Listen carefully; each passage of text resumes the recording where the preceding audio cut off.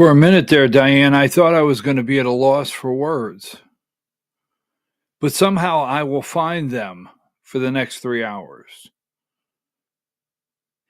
Yes, I just got in the mood. I like this is I get a favorite. I get like that. I get like that, and you know it. I get like that. I get a favorite hat, and it happens, and then I put it on the shelf, and I get another favorite hat, and every once in a while, I like my hats. I have about 400 hats, and I was just sitting here this morning, and this hat is sitting there. The reason I'm going into this long, in-depth explanation, the last time I wore a hat, I got a message. Oh, got up late. Got up late. Throwed the hat on. Really? So I don't know why I started out that way. I am your host, BKP, and you are watching BKP Politics on voiceofruralamerica.com. Good morning, Diane. I hope you're doing well. You can't make this up. For the next 3 hours, everything, for the most part, as close as we can come, you can't make this up. So I'm sitting here, and we have the Georgia hour at 10 o'clock. Yes, and we may say Epstein again. We got a lot to talk about. So what do you think of little Marco becoming Trump's little buddy, like the Gilligan and Skipper? What do you think of that? What do you think about little Marco, right? Is the only cabinet member that I'm aware of that scored a perfect 100 in the Senate, right? Got everybody's vote. Everybody says, sure, put little Marco in.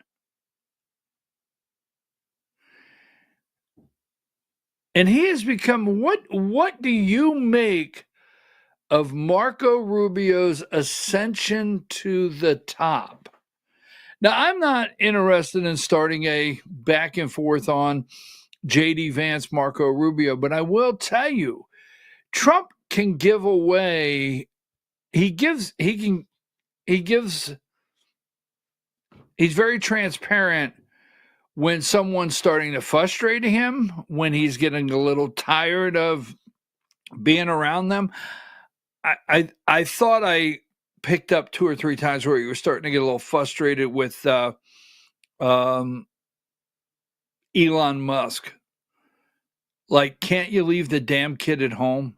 I mean, really? Just that's what I think. That would be little X. But the other day in the cabinet room there, he told the story of Marco Rubio and the clock. I just want to know, what do you think? And I always ask this audience, if you're new to the audience, thank you for joining us. I always want to hear from you. What do you think of Marco Rubio's ascension to the top? And that's where Marco is at. And what do you think will be the end all for Pete Hegseth? Is Pete out? Is the deep state, is Pete out? Did Caitlin Collins catch Donald Trump off guard the other day in front of, did Trump get embarrassed in front of the world? Now, I say that easy out there. I always know, got to be careful. This is not attacking our president. But did Trump get caught off guard when Caitlin Collins said, hey, you guys stopped, we've been over at the dock and the shipments to Ukraine has ended. And why don't you tell me when it happened? Pete Hegseth sitting over there, sweating bullets, no pun intended, next to Ratcliffe, who was enjoying this for some reason, CIA director. What say you? Is Pete out? Man, do we have a lot to go over. Now, how about this one? Give me number 75. Hi, Diane. How are you? Good. I'm glad to hear it. Give me number 75. Elon Musk, we'll get there in a minute. Yes. What would a show be like without the Muskie somewhere, right? God live the Muskie. Trump taps Transportation Secretary Sean Duffy as interim NASA chief. You know, whatever happened over there at Newark International Airport? Are the trains running? And no pun intended, not trains, or just joking. You know, you always hear are the trains running on time? Are the planes in Newark International, are they landing? Are they taking off?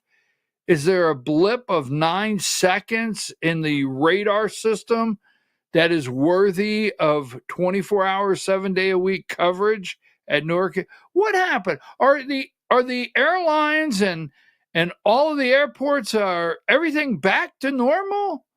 Everything working? Check. That's great. Check that off. That is great. Newark arrivals, landing. Duffy is done such a how should I say this? Because someone will cut it. Well, maybe things are going so well, and he's going to find a way to get us to Mars. Wow, you can't make any of this up. You remember? It seems like it was just yesterday. The media was, they were waiting for a plane to fall out of the sky so they can report it because there was a lapse in the radar for 12 seconds at Newark International. I guess everything's okay now. Just like that. Just saying. Wow. All right. So, what could go wrong here? Now, I want to ask you this, and I'm going to wait because I want to ask you this right here, and I want to see who gets. No, wait a minute. Number 51. Are we covering up? Like, remember when Trump said, and I still support, we always have to say that for anyone new, I still support my president. I support my Trump watch. I got my Trump hat right here that you will see in a moment. My Trump. So, hey, Diane, please just show them the studio for those that in the next 2 hours and 40 some minutes or 50 minutes, give me number 1. Just show that. There you go. Thank you, Diane. Okay. Until the Trump fight vindicated. All right. This is the backdrop of the studio. Over here is my Reagan movie. You can't see that. And you can't see my Reagan background here. But anyhow, go back, Diane. Give me number. Well, I always have to tell everybody I do support my president of the United States. Are we covering up for Bill? I mean, who else are we covering? There is a list.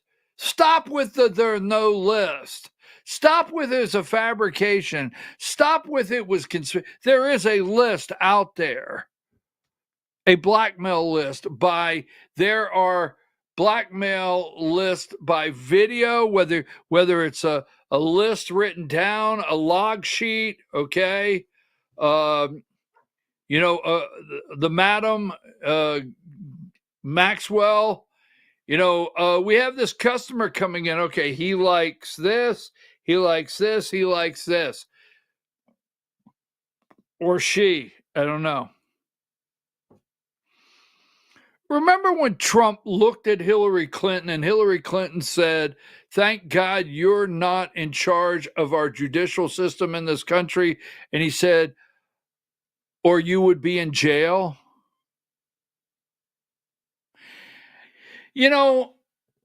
Just in time, Brennan and Comey become evil villains. That they are. They are. Now, easy. They're evil villains. All right.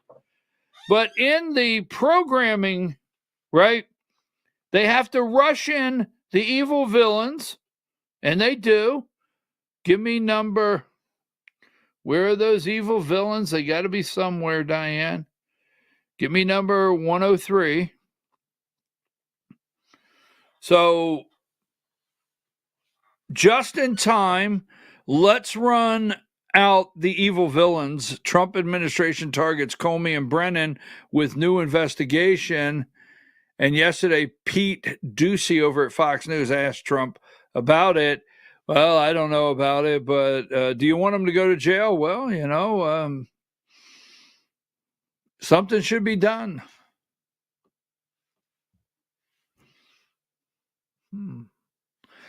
So we're covering up for Bill Clinton. Just saying, we're going to get into that. We're going to get really into that. Give me this one here, number 110. Well, wait a minute. Before you go there, are we covering up? Let's go back to Bill Clinton. Where's that at? Where's that darn Clinton at? Oh, there he is. Oh, there he is, right there on the screen. So, are we covering up for Bill? I mean, give me number 52. So let's get past the list. There is no list. We're done. Nothing to see here. That's completely ridiculous, okay? And we will talk. Well, yes, give me video 7, Diane. Briefly, video 7. Could I just interrupt for 1 second? Are you still talking about Jeffrey Epstein? This guy's been talked about for years. Just saying. Jeffrey Epstein said Bill Clinton likes them young, according to testimony in a newly released court documents.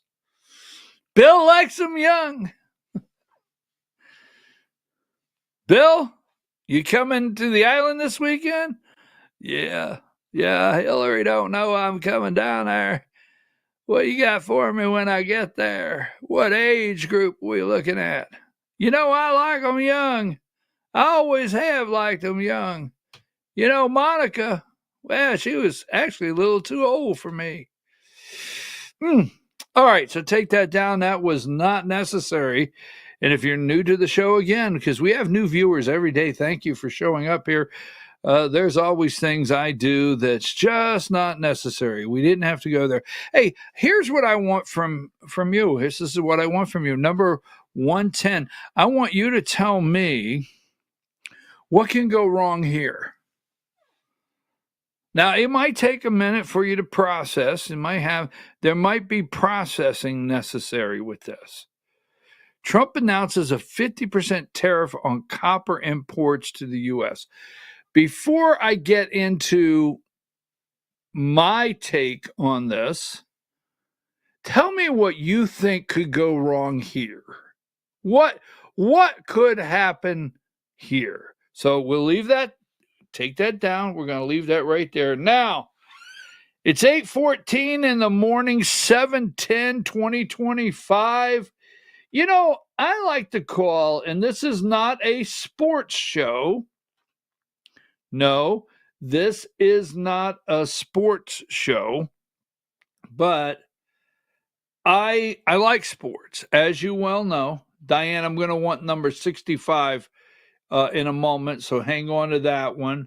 I will want 65, and we'll stay there for just a minute. I don't want it right now, but I like sports. And if this audience knows, I grew up absolutely, I like all sports. I'm not real fond of soccer. Don't get all, and there's a little bit, over across the pond. But baseball, football, and I do enjoy basketball, although at an early age I realized I would not be playing center or even guard or forward for any basketball team in my future. Same thing with football, that height thing. But baseball, I absolutely love with a passion. From the time I could pick up a baseball, I absolutely love it. Now, I enjoy what they've done with banana ball. Easy. Now, I have nieces and nephews. My one nephew will leave nameless, and my niece, because she loves sports. I love that kid. She loves sports. Like one time she was visiting, she called, she said, Uncle Brian, can I come up and watch college football with you on a Saturday? I mean, I had to get a Kleenex out. I said, sure, kid, come on up. We'll watch college football all Saturday afternoon with this kid. Anyhow, so my nephew, everybody in the family's baseball. And my nephew does not like banana ball. He can't stand banana ball. And it's a mockery of the game. So we get into a battle. Savannah Bananas, we'll talk about it later. If you don't know, look it up. We'll talk about it tomorrow. But I, for one, am not really into Major League Baseball any longer. I'm not telling you I will not watch it, but years ago, I was right there at the TV every evening watching the Mets or the Yankees. Now, I'm not a Mets fan, but when I wanted to watch National League talent, and I did, because National League has a couple of talented players. I'm an American League guy myself. Woo, we're striking a chord here this morning, right? So when I wanted to, see a little National League talent come through town, I'd watch the Mets, meet the Mets, step right up and greet the Mets. Bring your kiddies, bring your wife. But anyhow, that was on Channel 9. Was that Ralph Kiner, right? And then Phil Rizzuto, the scooter, right? Was that what it was? Over on Channel 11 for the Yankees when I was a kid. I was lined up. I watched Major League Baseball for years. Went to games. But there's a couple things. There's one, Pete Rose. Now, if you look at Pete Rose and Ted Williams, all right, and this is not a sports broadcast, but it's really got my dander up. But if you look at Pete Rose and Ted Williams in baseball, now, as a coach myself, just saying, I've wore the coach's hat. I've gone to the mound. I went to the mound one time and reminded my son that was pitching that the kid coming up to bat hit him in a dirty play at second base in the last inning. My son was running the second. The kid, real dirty play. So all I did was go to the mound, say, son, how you feeling? Feeling good. I think he's about 12 years old. The kid coming up to bat, he's the guy that smashed you at second last time. That's all I'm saying. And I walked off the mound, right? So I can't remember exactly how it went, but, I think my son threw him a little chin music. Next thing I know, the other coach is coming out. The umpire's coming out. Did you tell him to do that? I didn't tell him to do that. Did you tell him to throw that ball at this kid? The other coach is yelling. He went to the mound. He told him. I never told him to do that. I looked at my son and I said, did I tell you to throw the ball at him? No, you didn't, coach. But there you go. Don't know why I gave you that story, but there it is. So, and I love the game. This is the game. Now, Pete Rose, give me number 105. Pete Rose and Ted Williams played baseball and never was there a strike zone on the screen. Never. You always went out. I want to get this out of my system, so let me just get it out.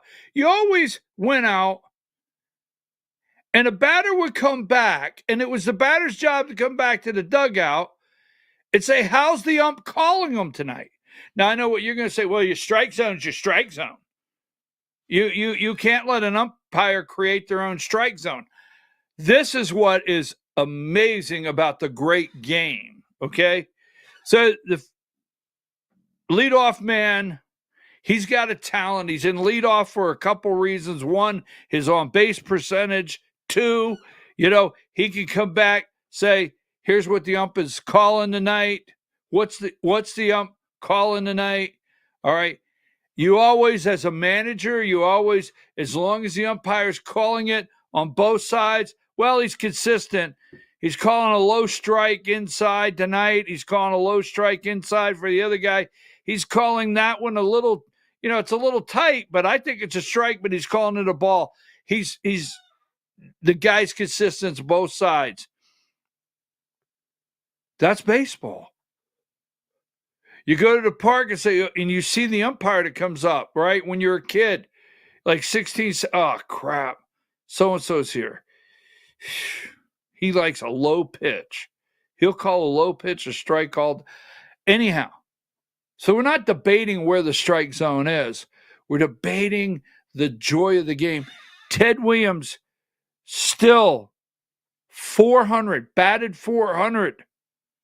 All the machines, and I call them the players today, the machines that they've created in laboratories, being gymnasiums with all. You think that they're paying these people $90 million and whatever, and they don't have a whole team of scientists studying their every move. They got computers pinpointing their every move. Ted Williams, 400. Look at how many hits Pete Rose has. Not in the Hall of Fame, dead. Never this, now. Okay? Was he safe at first? So I don't totally hate the instant replay. I don't like when a game hinges on a bad call. I don't like it. I get it. I'm with you. But I am not enjoying this as a true lover of the sport for me. I'm not enjoying the 90 million, the 200 million. I'm not enjoying any of that. I'm not enjoying, look at that on the screen. Now, the reason I'm upset and, I've gravitated just the joy of just having fun. That's what banana ball is to me. I'll get to it in a minute. Give me this right here. 107. Then we'll get the break and then we'll get to all the things you want to talk about. All right. Here is 107. Major League Baseball to use automated ball strike system during All-Star game. Now, a pitcher, there's two challenges. A pitcher, a catcher, or a hitter can challenge the pitch. The call, not the call. They can challenge the call on the pitch.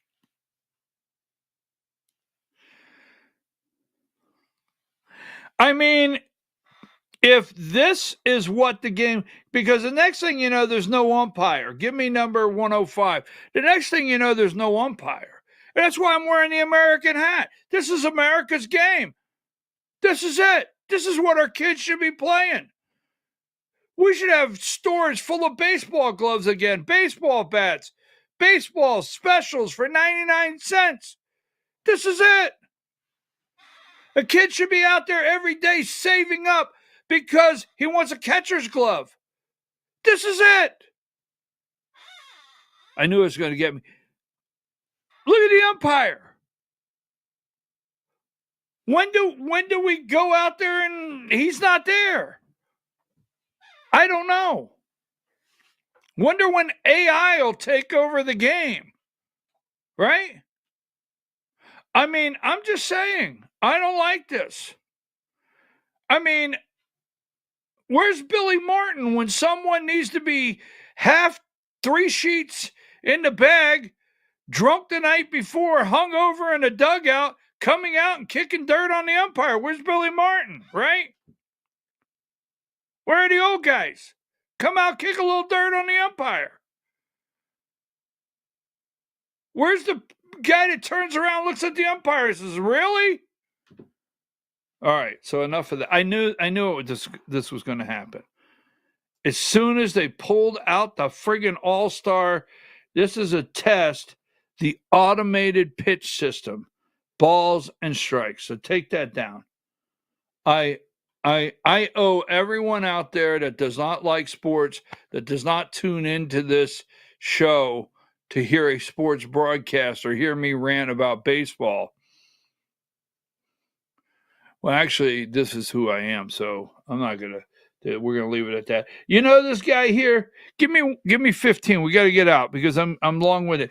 I want to know something because we're digging in at 10 o'clock because we have a enormous. If you're out there from sea to shining sea, we have an enormous political, potentially Ponzi scheme.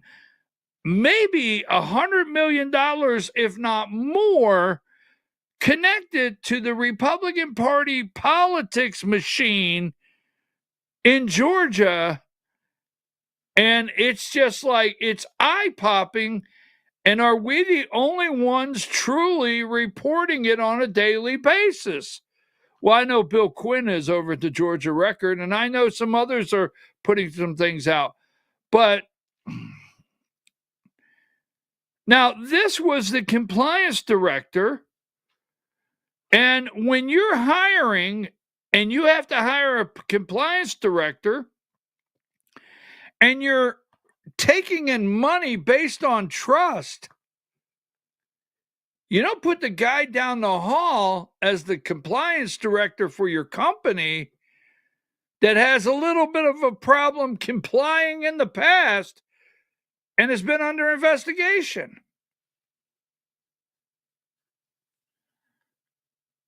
You can't make this up. If you want to know about Georgia, stick around at 10 o'clock. Now, take that down. We're going to talk about this also.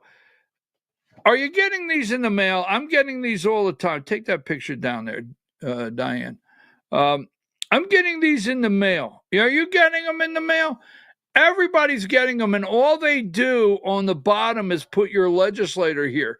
But these are, please kiss your legislator's ass week. They should have that in Georgia.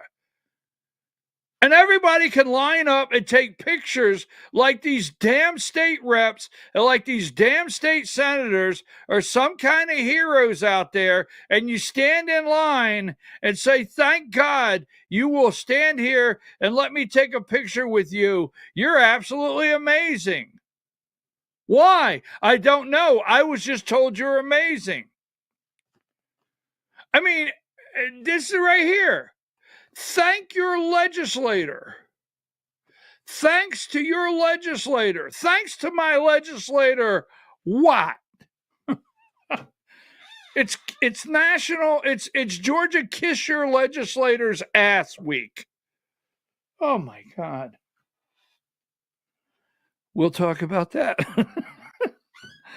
And look, if you're out there, give me the picture I wanted. Don't get. I told you I was going to want this picture sooner or later. I primed you 12 minutes ago. And I said, get the picture ready. Don't get your Candace Taylor panties all in a knot. Don't get them all in a knot, okay? Now, you would think, this is, if you're out there in America, we have the Jesus, Guns, and Baby candidate. Now, let me say this. I want to be very clear. I'm pro-life, so I have no problem with the babies. I'm pro-Jesus. I have no problem with that. And I'm pro-Second Amendment, all right? So I want to be careful here. Be very careful. We never make a mockery out of our Lord. We never make a mockery out of we never, attack the Second Amendment. And yes, I am pro-life. So Candace Taylor's Jesus, Guns, and Babies, but most Americans know her as that. I have a question for Candace. Can you get this to her? Now, she said God told her to run for U.S. Senate. She ran for U.S. Senate several years ago. She said God told her to run. She lost. She won for governor. She ran for governor a couple years ago. against Brian Kemp. God told her to run for governor. Just saying. She lost. Now, she says she won, and she even has followers that say she is the legitimate governor of the state of Georgia, but she lost. So God told her twice, according to Candace, to run. Now God's told her to run for Congress in the 1st District of Georgia. Is she going to come up 0 for 3?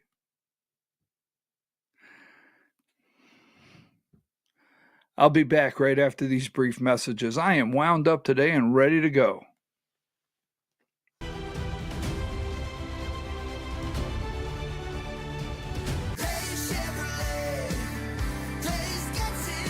At Days Chevrolet in Jasper, we're proud because for more than 65 years, we've built a legacy of trust for the families we serve. That's why 80% of our business comes from repeat customers and referrals. When you treat folks as well as we do, word is bound to get around. Days Chevrolet in Jasper, family first since 1959. Days Chevrolet, Days gets it done. Together, let's drive. Larry's Body Shop in Ellijay. Family owned and operated since 1978. The latest in cutting-edge digital technology and state-of-the-art equipment allow our iCard Gold Class certified technicians to restore your vehicle. Our second-to-none customer service will work directly with your insurance company. Major accident or minor fender bender, we take the dents out of accidents. Larry's Body Shop, North Georgia's #1 body shop. Visit us at collisiondecision.com.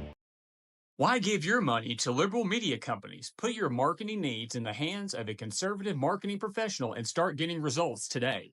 FYN Media Group, one of the top digital marketing agencies in Georgia, specializes in website design and hosting, social media promotion and management, and so much more.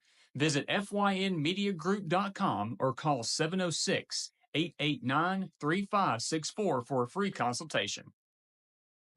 Welcome to El Rey Azteca Mexican Restaurant. We invite you to indulge your senses with our from-scratch authentic Mexican food. Whether you are hungry for fajitas or the El Rey Azteca burrito, we offer a wide variety of fine Mexican dishes, drinks, and desserts. Our inviting patio, indoor seating, and bar has a seat for everyone. So come to El Rey Azteca for delicious food, great drinks, good friends, and loads of fun in a casual and friendly atmosphere.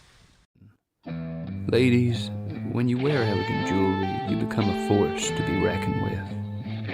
You shine brighter than the stars in the sky, and your inner beauty radiates like the sun. So embrace the magic, embrace the elegance, and let your jewelry be a reflection of your true, authentic self. My friends over at North Georgia Diamond know what a woman wants.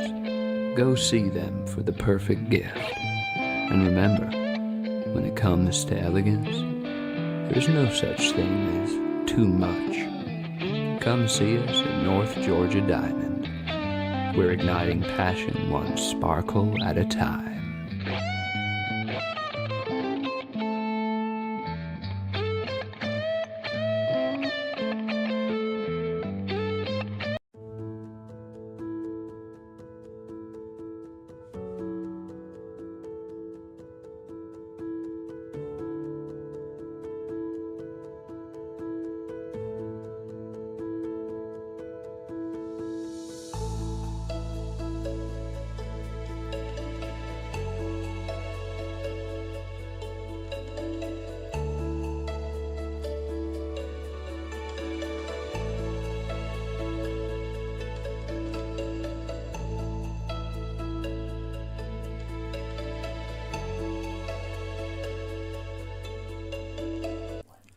In 1981, Reed Nicholson began selling tires out of an old barn in Mineral Bluff. Little did he know that he had just laid the groundwork for the most trusted names in automotive services in the Blue Ridge area. In 1997, Nicholson Tire Center became what it is today, holding the same values of faith, family, and great customer service. 2 locations to serve you, and the Blue Ridge location is currently expanding to offer fast service and the largest U-Haul provider in Georgia. Nicholson Tire Center, Blue Ridge, and Mineral Bluff. This is a special report. Knowing how to invest your money is harder than ever before. Dealing with stock market volatility, record debt, and terrorist attacks requires new thinking. At U.S. Asset Management, we can help you see the world more clearly so that you can move beyond the chaos and invest with confidence. Call us, visit us online, or drop by our office. U.S. Asset Management, helping you make better decisions with your money. Mesquite Grill, now offering online ordering for your convenience. Check out our new website at mesquitegrillbr.com. That's mesquitegrillbr.com. The great food and service you have come to expect, ready for you when you arrive. Open 7 days a week with a fully stocked bar and friendly service. Bring your furry friends with you and dine on our pet-friendly patio. Also, check out our catering options and let us prepare delicious food for your next event.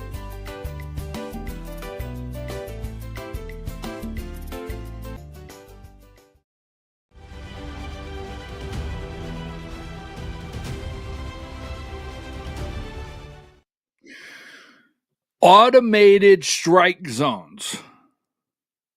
Automated strike zones. The batter comes back to the dugout and says, hey, guys, he's calling them inside tonight. Back off the plate a little bit. He's calling them inside. No. Don't have to do that anymore. All you have to do is take these $90 million machines that you're purchasing and building that you call players, put them in and make sure the ball's always in that zone.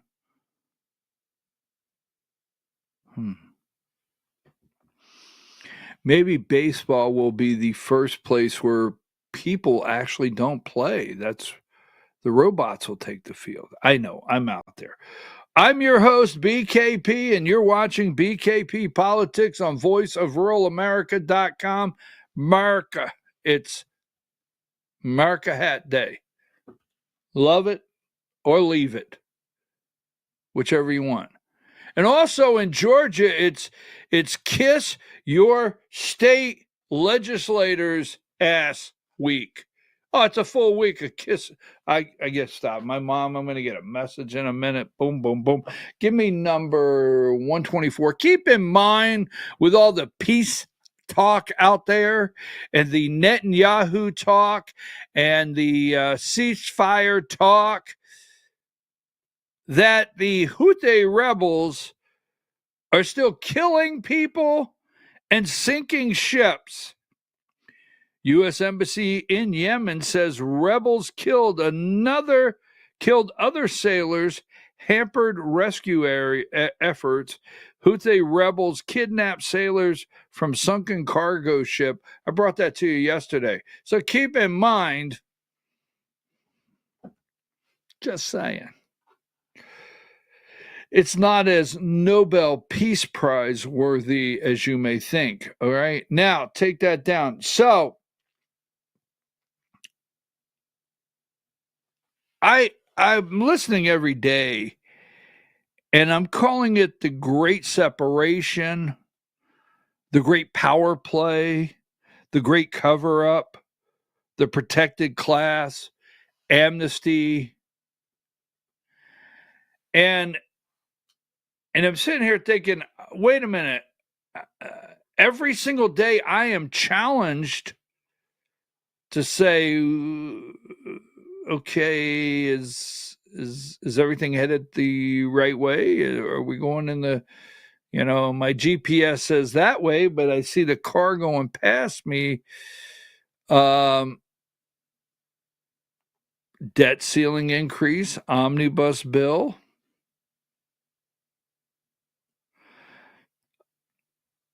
Just keeps going. No one arrested. So, yes, we're going to talk about Epstein just for a couple more minutes because it cannot be over yet. It cannot be. Something's got to happen here. And then the deep state, I asked this earlier because I want to talk about three things. The Epstein list, and I want to talk about Brennan and Clapper. I will look at you right now, and I'll take 20. I shouldn't do that. I'm not allowed to bet. I'll get in trouble if I find out. Well, don't tell anybody, but I'll take a 20. Keep it between us. That Brennan and Clapper never. Clapper or Comey? Something's telling me that I got that wrong. A voice from above said Comey. So let's try it again with the voice from above. And I must thank the voice from above for that helpful little note. So one more time, I'll take a 20. Don't tell anybody between you and I that Brennan and Comey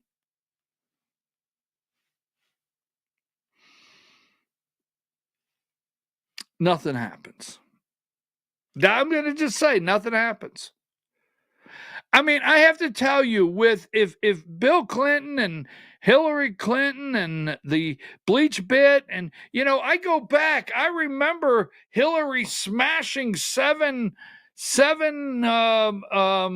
Blackberries with a hammer, right? I go back. I mean, damn it, Pete Hegseth. Well, there's that Signal chat. Okay, all right, maybe it did. But I go back where Hillary Clinton carried Blackberries into a secure area that you're not allowed to have any communication other than the phone system set up by the government.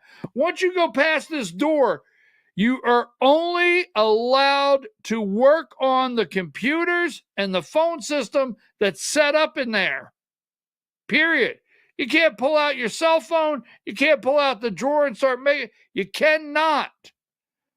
Hillary Clinton took a hammer to 7 Blackberries. Hillary Clinton Simpson, right? What was his name? Anyhow, Hillary Clinton ordered bleach bit. You can't make any of this up. So you want me to believe that John Brennan and Comey are going to go to prison? Okay, I'll go with that.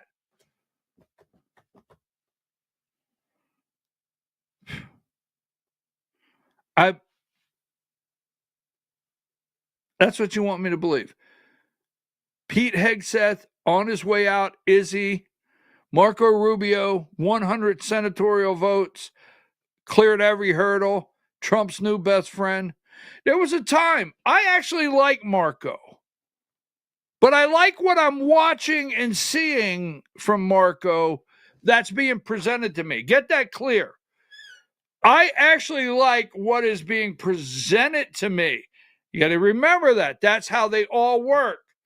They, send somebody through the car wash and they get them all spit shine and then they present them to you. Right? So I'm just telling you, I like what I see with Marco Rubio, but I do not forget that's being presented to me. I never leave the ground on that. I never do. But I do like it. How many times have I said that? But this is the same guy that was in the Gang of 8. This is the same guy, Amnesty Rubio. He wanted it one time before. Just saying. Just saying. Now, Pete Hegseth, did he embarrass Trump? So let me get through. Yes, go ahead and play video 7 one more time. And we're just going to throw a... Could I just interrupt for 1 second? Are you still talking about Jeffrey Epstein? This guy's been talked about for years. Just saying. So, a little more on our Epstein of the day, number 40.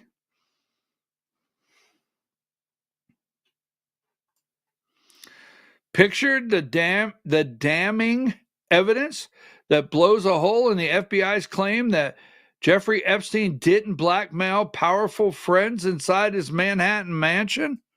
We know that. 41, Musk's childish revenge against MAGA as he fumes over Epstein's client list cover-up. Now, let's just put it out here. This is out there. This is the great separation. All right? The great separation. Number 42, why would Brennan, this is Roger Stone. Roger Stone goes all the way back to Nixon, right? Remember Nixon, Roger Stone. Why would Bannon meet with Jeffrey Epstein both at his New York home and in Paris after Epstein was convicted on sex crimes in Florida? Why would he coach Epstein for his 60-minute appearance?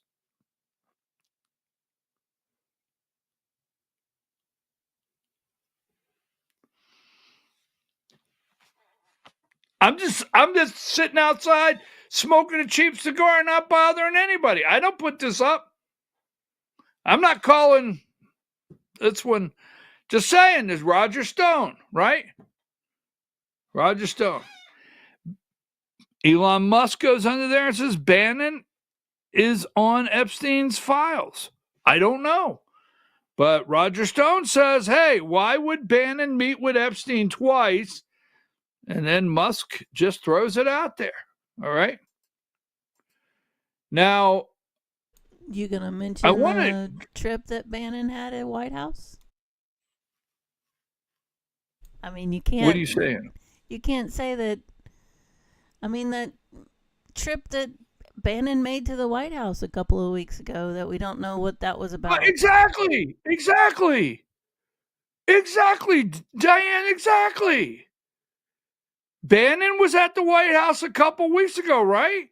And right before the big beautiful bill, right? Exactly. What was the briefing there at the White House? Diane, boom.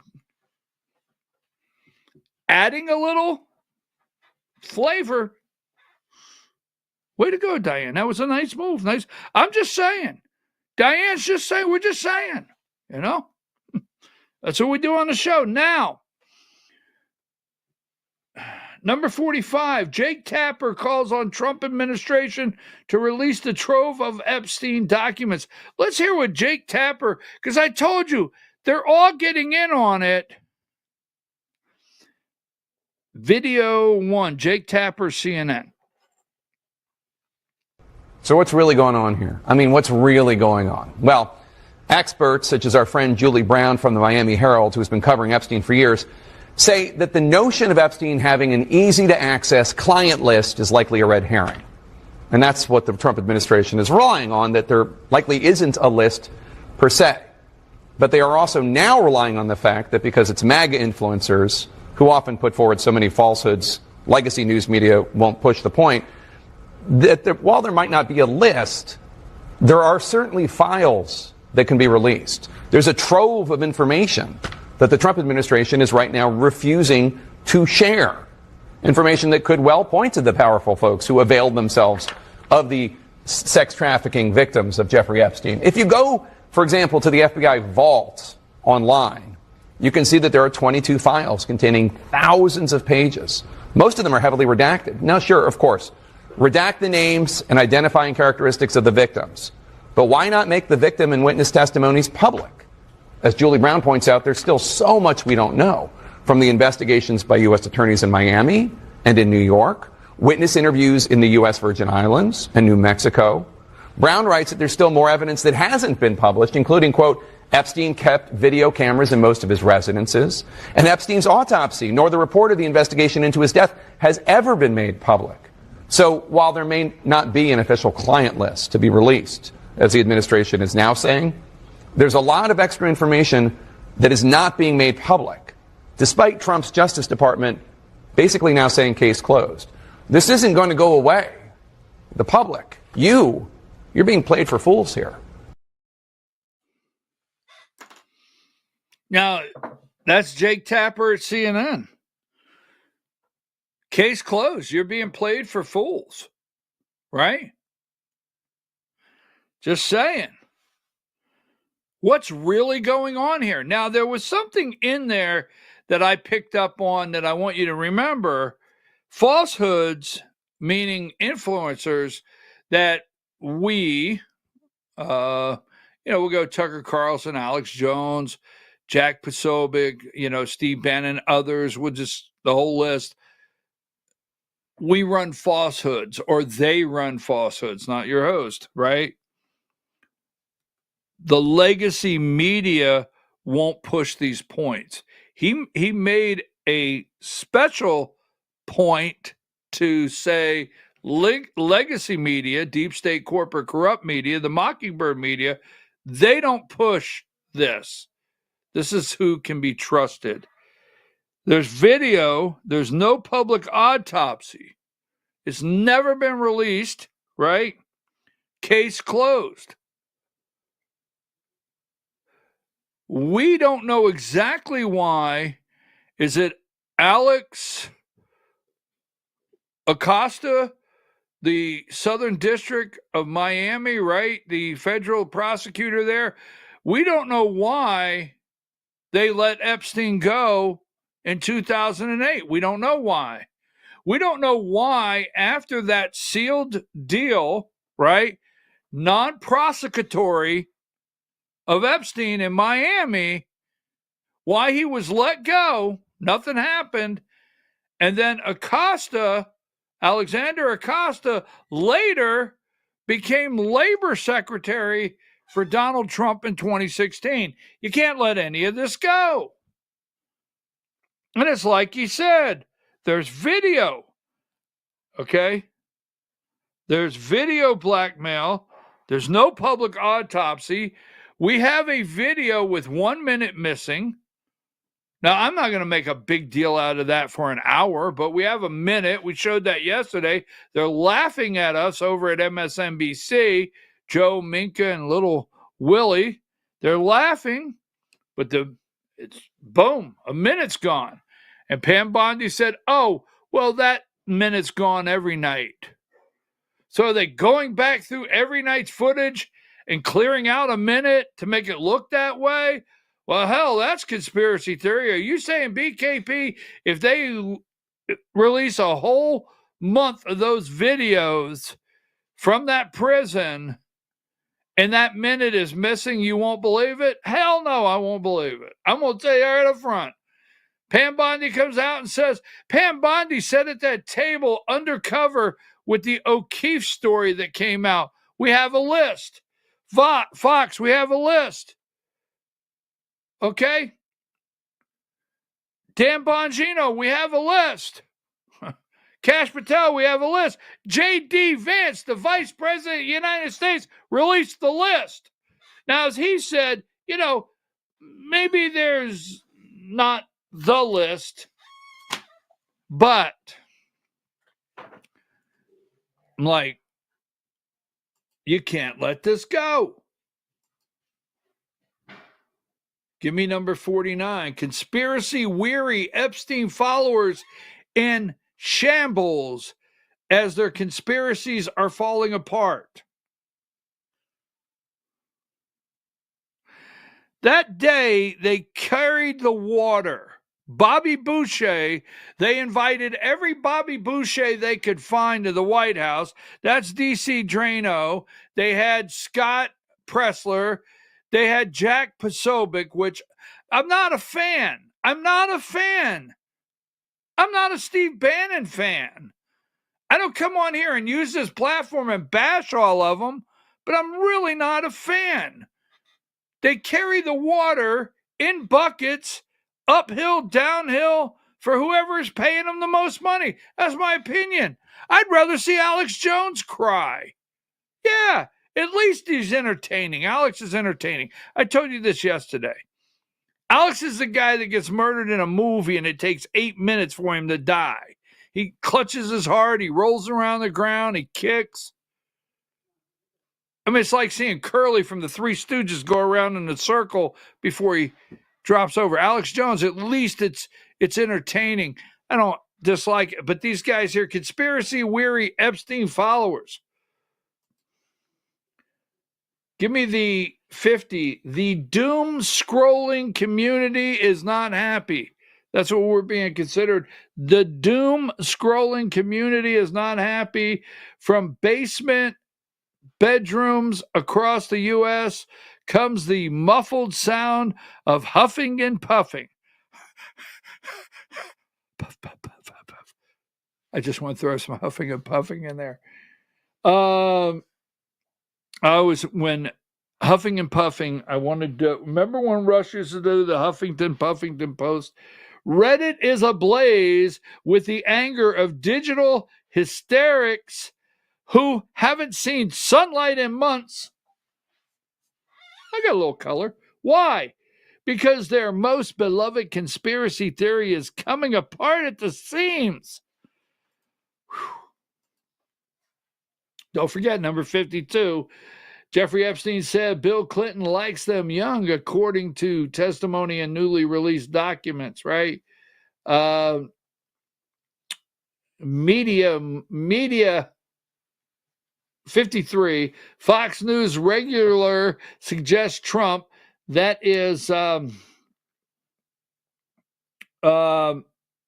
Victor Davis Hanson, which I really have a lot of respect for, and I do like. Fox News regular suggests Trump is protecting people named in Epstein's list. Something has changed. Fox News regular guest Victor David Hanson suggested on Wednesday that President Donald Trump was protecting people named in the late sex offender Jeffrey Epstein's list after being pressed not to release the Epstein files.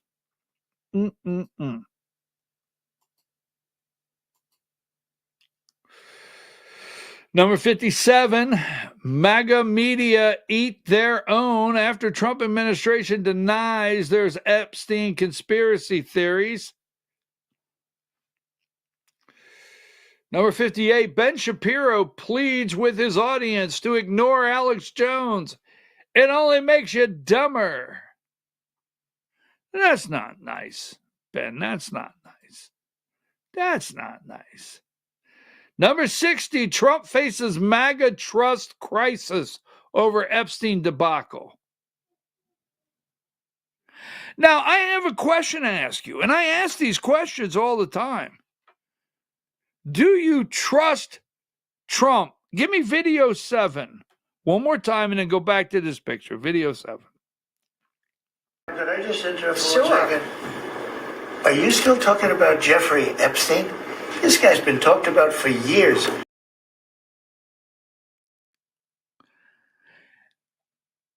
Case closed, right? Case closed. Are you guys still talking about Epstein? What, are you really? Do you trust Trump on this issue? And if this issue right here, the Jeffrey Epstein file, you've lost faith, box this issue up. You've lost faith in Trump on this issue. What can, where can, how can, have you lost all trust in the President of the United States? This is a biggie, right? Just saying. Trump faces MAGA trust crisis over Epstein debacle. It is out there. It's happening, right? Give me 64. Alex Jones. We'll throw a little Alex Jones in there, okay? Exclusive. Roger Stone responds to why the Trump administration did a 180 on the Epstein files. Don't you think the Israelis, Saudis, everybody else who has dirty laundry here is saying to Trump, we can't have this out? This is very problematic for us.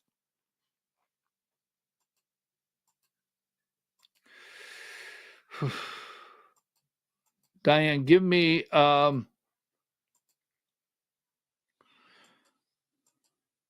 me look and make sure.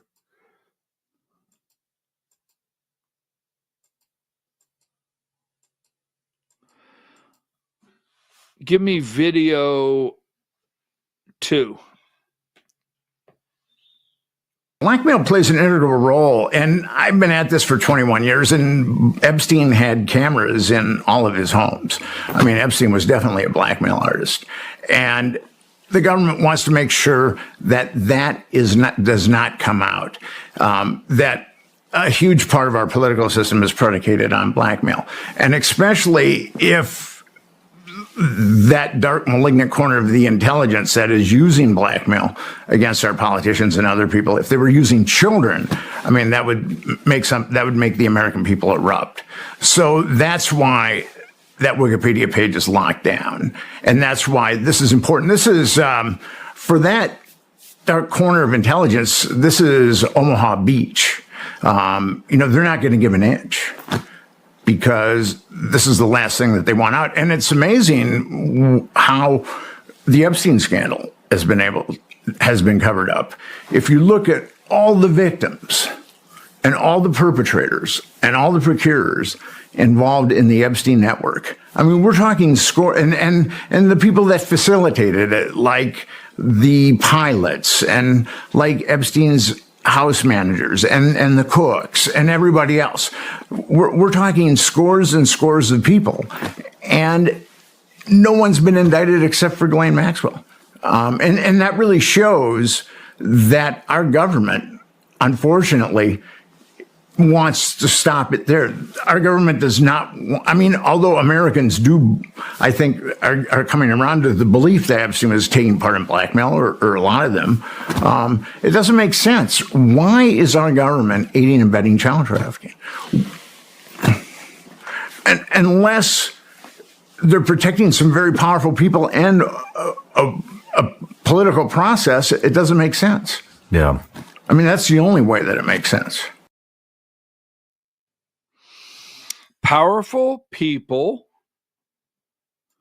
There's two things he said there. Powerful people and the political process. 51.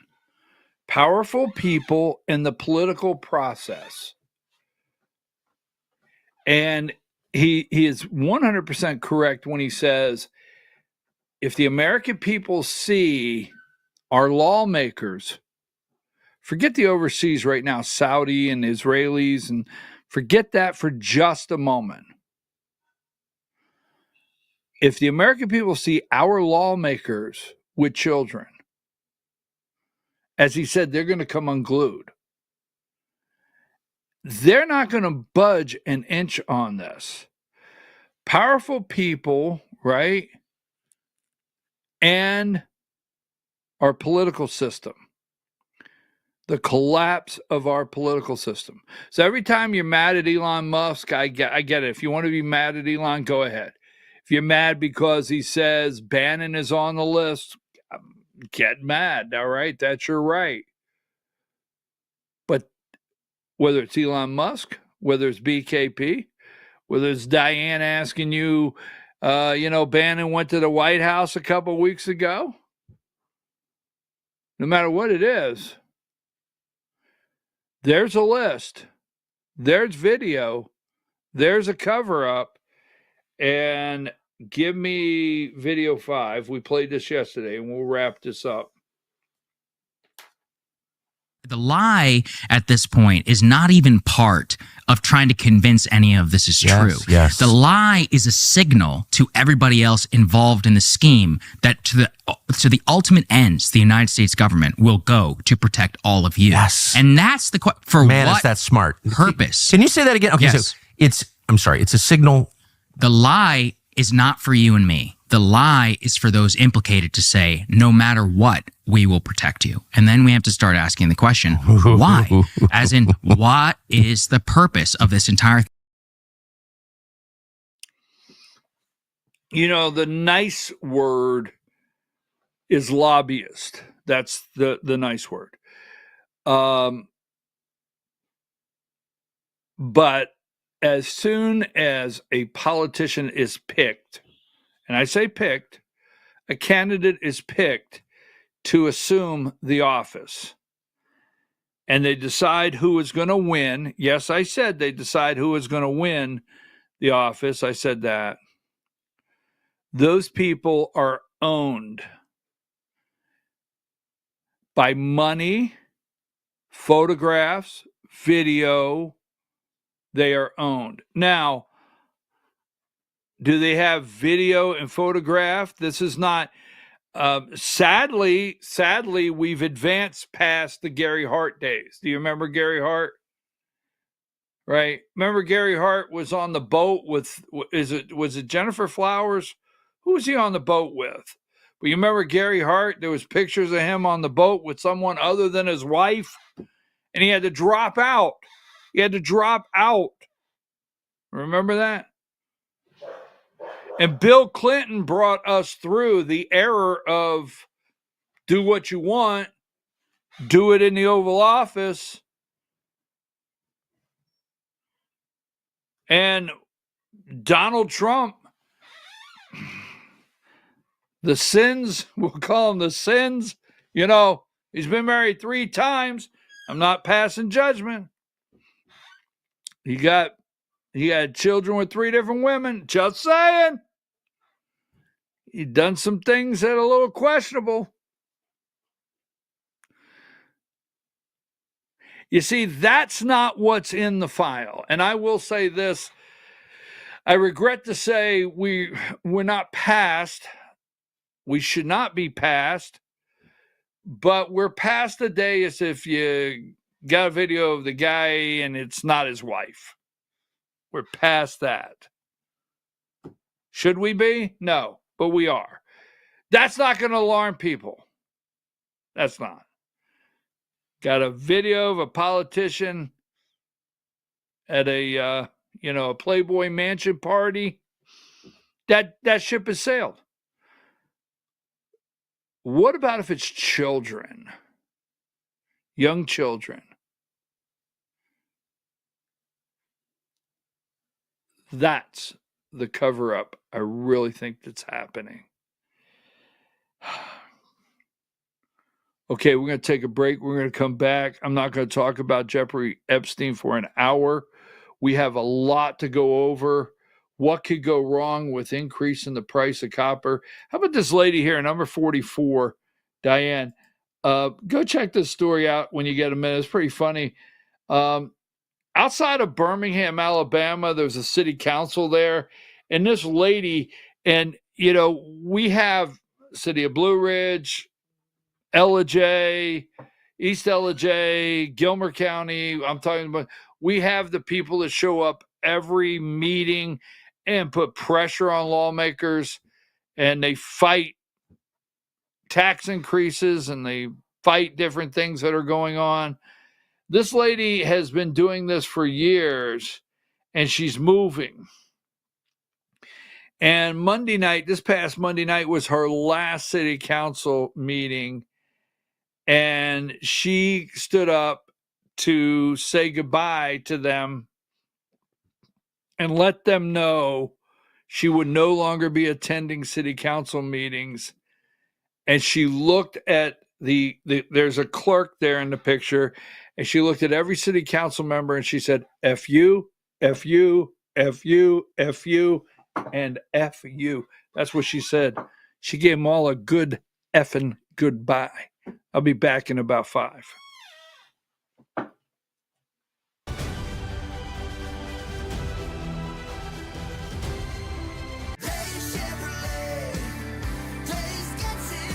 At Days Chevrolet in Jasper, we're proud because for more than 65 years, we've built a legacy of trust for the families we serve. That's why 80% of our business comes from repeat customers and referrals. When you treat folks as well as we do, word is bound to get around. Days Chevrolet in Jasper, family first since 1959. Days Chevrolet, Days gets it done. Together, let's drive. Larry's Body Shop in Ellijay. Family owned and operated since 1978. The latest in cutting-edge digital technology and state-of-the-art equipment allow our iCard Gold Class certified technicians to restore your vehicle. Our second-to-none customer service will work directly with your insurance company. Major accident or minor fender bender. We take the dents out of accidents. Larry's Body Shop, North Georgia's #1 body shop. Visit us at collisiondecision.com. Why give your money to liberal media companies? Put your marketing needs in the hands of a conservative marketing professional and start getting results today. FYN Media Group, one of the top digital marketing agencies in Georgia, specializes in website design and hosting, social media promotion and management, and so much more. Visit FYNmediagroup.com or call 706-889-3564 for a free consultation.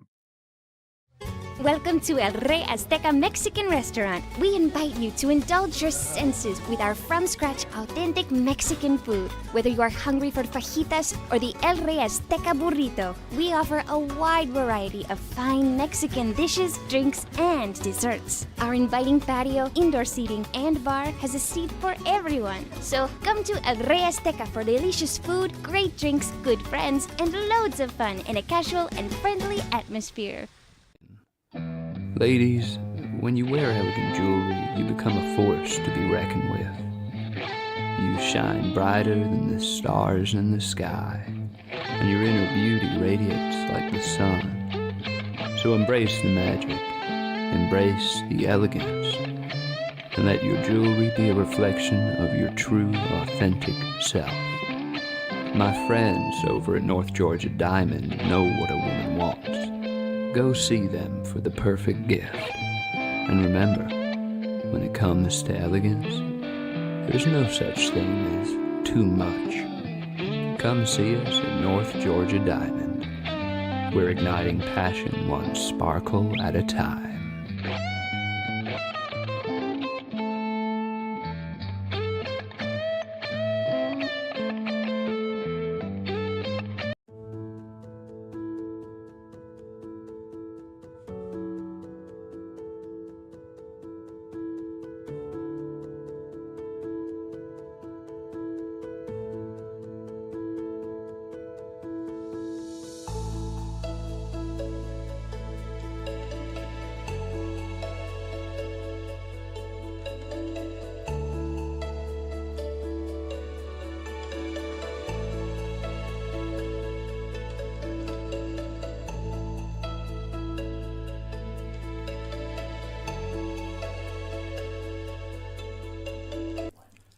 In 1981, Reed Nicholson began selling tires out of an old barn in Mineral Bluff. Little did he know that he had just laid the groundwork for the most trusted names in automotive services in the Blue Ridge area. In 1997, Nicholson Tire Center became what it is today, holding the same values of faith, family, and great customer service. 2 locations to serve you, and the Blue Ridge location is currently expanding to offer fast service and the largest U-Haul provider in Georgia. Nicholson Tire Center, Blue Ridge, and Mineral Bluff. This is a special report. Knowing how to invest your money is harder than ever before. Dealing with stock market volatility, record debt, and terrorist attacks requires new thinking. At U.S. Asset Management, we can help you see the world more clearly so that you can move beyond the chaos and invest with confidence. Call us, visit us online, or drop by our office. U.S. Asset Management, helping you make better decisions with your money.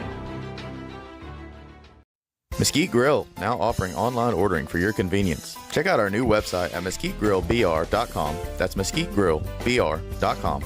The great food and service you have come to expect, ready for you when you arrive. Open 7 days a week with a fully stocked bar and friendly service. Bring your furry friends with you and dine on our pet-friendly patio. Also, check out our catering options and let us prepare delicious food for your next event.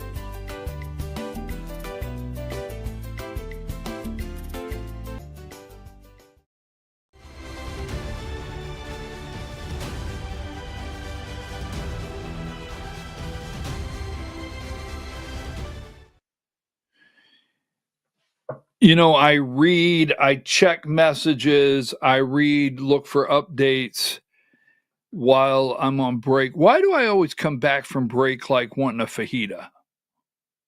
Is that something just psychological that's happening?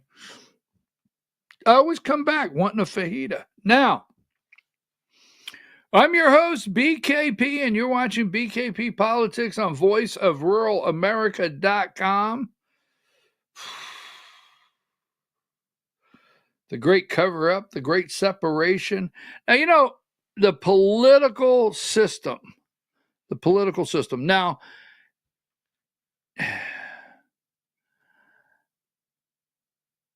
I talk to a lot of people that say we need a third party. I do. And I'm going to tell you why I disagree with this comment, and I'll show it to you in just a moment. But I really disagree with this comment right here. Oh, by the way, it took this long. Give me number 61. Why did it take this long? Right?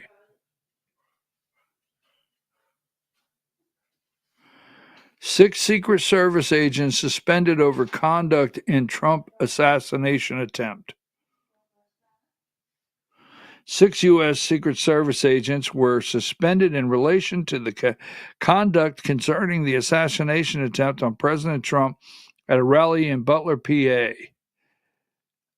Last year, ABC first reported Wednesday.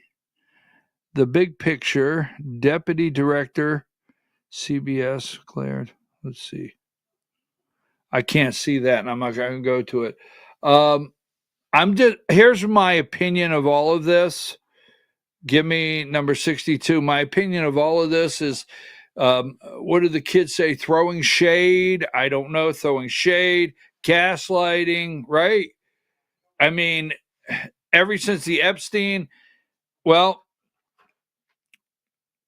so the Epstein, Brennan, Comey, right? Secret Service suspended over the assassination. Chinese farmland. Give me video 13. Video 3. Sorry, video 3.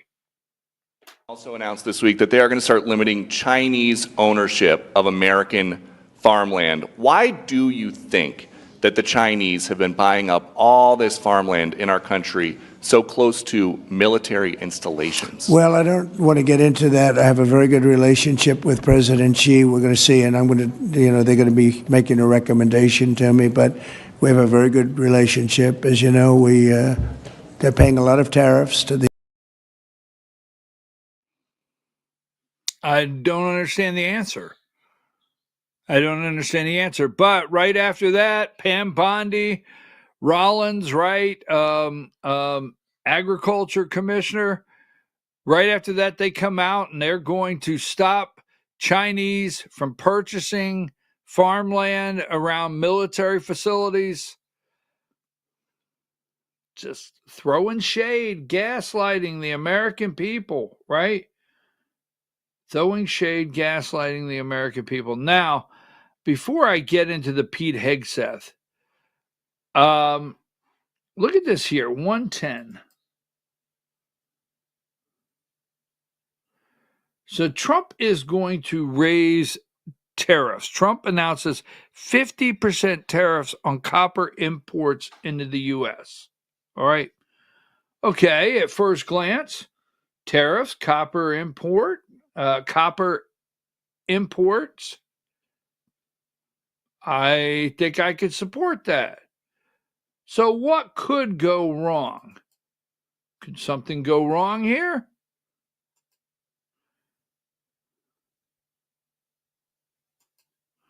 Give me number 80. I just want to put this up for a reason, because the first thing that came to mind for me is, okay,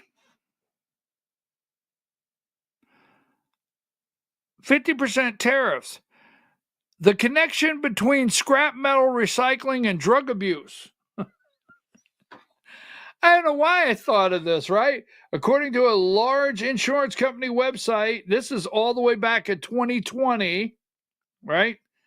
One of the fastest growing crimes in the country becomes copper, aluminum, nickel, stainless steel, and scrap iron have become desired target of thieves looking to make a quick buck. Number 81, why do drug addicts steal copper? Metal thief is the fastest growing crime in the nation. Metals like copper, steel, nickel, aluminum, stainless steel, scrap iron have become desired targets for thieves. Why addicts steal copper wire? Here's another one, number 82. Copper thief linked to meth use.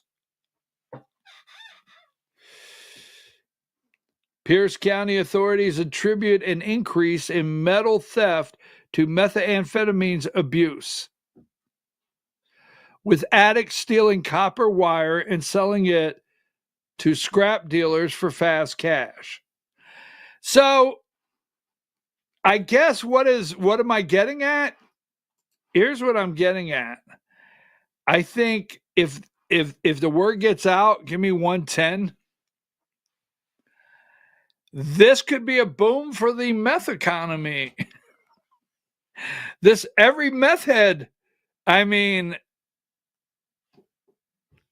just saying. We used to have houses, all right, where they would watch the electricians run the wiring and go that night and strip all the wiring out of that house. Yes, every bit of it. So that's all I'm saying. Trump announces 50% tariff on copper imports to the U.S. I was wondering, what could go wrong with that? I mean, that seems pretty logical. Now, give me 54. I just want to say this, back it up a little bit of what I was talking about earlier. Okay, administration takes steps to target 2 officials who investigated Trump, James Comey and Brennan. Okay. And then give me 55. This is from the New York Times. Administration takes steps to target 2 officials who investigated Trump. It's unclear whether moves targeting the former FBI director or James Comey, the former CIA director, Brennan, will lead to charges. Now, the reason I want to put this together, well, I'm going to hold why nothing's going to happen here. This is my opinion. Nothing happens here. It's just some gaslighting at a particular time. Number 56. There is one last chance to hold John Brennan accountable, right? One last chance. Number 59, the Russia hoax revisited. CIA Director John Ratcliffe's report from the CIA. The Russia hoax revisited. And make sure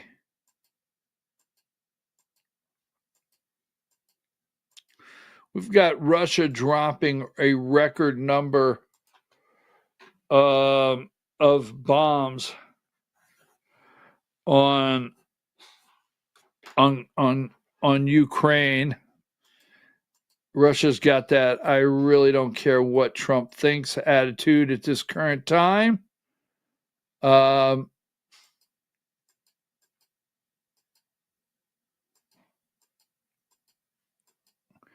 have some major thank yous to throw out as we close this first segment. Number 102, the mustache. Remember this guy here. What's this guy's name? What's this guy's name? Jack Smith? Is that Jack Smith? Trump DOJ launches criminal probe. Number 103, Trump administration targets Comey and Brennan with new investigation, right? So MSNBC, where Brennan works, video 10. Trump-Russia intelligence assessment. Durham spent years and impaneled a grand jury for the probe, but in the end did not accuse either Comey or Brennan of any wrongdoing. And even if anything could have happened, it would now be outside of the 5-year statute of limitations for federal crimes. You'll remember Brennan there said it's an 8-year ago story. We have to note that former CIA Director John Brennan is a paid MSNBC senior national security and intelligence analyst. You've seen him on our air for years now. Joining us. He works here. He works here. He's one of us. Video Nicole Wallace. Let's see how nervous Brennan looks on Nicole Wallace video 9. Yeah, well, as Yogi Berra has famously said, it's deja vu all over again. It is hard to believe that here we are, 8.5 years afterward, we're still going over this ground that has been, I think, fairly well and exhaustively plowed. First of all, I should say I know nothing about this reported investigation or referral to the DOJ other than what I've read in these press reports. I think this is, unfortunately, a very sad and tragic example of the continued politicization of the intelligence community, of the national security process. And quite frankly, I'm really shocked that, individuals who are willing to sacrifice their reputations, their credibility, their decency to continue to do Donald Trump's bidding on something that clearly is just politically based. Give me Durham. Give me number 102. This is Durham, right? The guy in the mustache, this is Durham, 102. So Brennan seems to be awful nervous, right? Gaslighting. Now, let me show you why I don't think I use Hillary Clinton for an example. All right. Ambassador Stevens, was that his name? To where did we have 4 Americans? Libya, right? Get killed. I mean, if Hillary Clinton, and I know that's an easy target, no pun intended, but if Hillary Clinton is still free, anybody can be free. It's unless you're in our court system in one of our inner cities, and we'll go there later. Number 79. We made a big deal. Give me 79 for a minute. We made a big deal about DAs, and I agree with this. Making a big deal about DAs soft on crime. I mean, that was big. DAs, Alvin Bragg letting murderers go up in New York, right? DA in San Francisco. We made a big deal on no bail. DAs going soft on criminals. We made a big deal in California about it being $800. You could ride a bicycle through your local, right, pharmacy with a bag, clean off the shelves, ride the bicycle, and go out the door, and the security guard looks at you. We made a big deal over that. Fighting crime. Unless. So if a DA, a George Soros DA, and I don't agree with it, backed DA, allows $800 to be the limit, lets everyone go, murderers, whatever, but lets them go, $800, we have outrage. But if over here, millions and millions of dollars, children are raped, people are killed, murdered, but you've made it to the protected class in America. You made it to the protected class. That's okay. You guys just keep me. Look, former President Joe Biden's White House physician appeared before the Oversight Committee. Where do you see this in the main news, right? Oversight Committee for a closed-door testimony on Wednesday. Biden's cognitive abilities. He pleaded the Fifth. I keep reading Wednesday. Is today Thursday? It just dawned on me. Yesterday was Wednesday? I keep reading Wednesday, and I'm like, when did this happen? Just yesterday? I know I have moments like this. Former President Joe Biden's White House physician appeared before the House Oversight Committee for closed-door testimony on Wednesday on Biden's cognitive abilities. He pleaded the Fifth and refuse to answer questions. Oversight Committee Chairman James Comer said in response that it was unprecedented, and he said that I think that that this adds more fuel to the fire, that there was a cover-up. The doctor, Biden's doctor, I plead the fifth. Right? Wow. This is where we're at. Now, Pete Hegseth, when I return, is he out?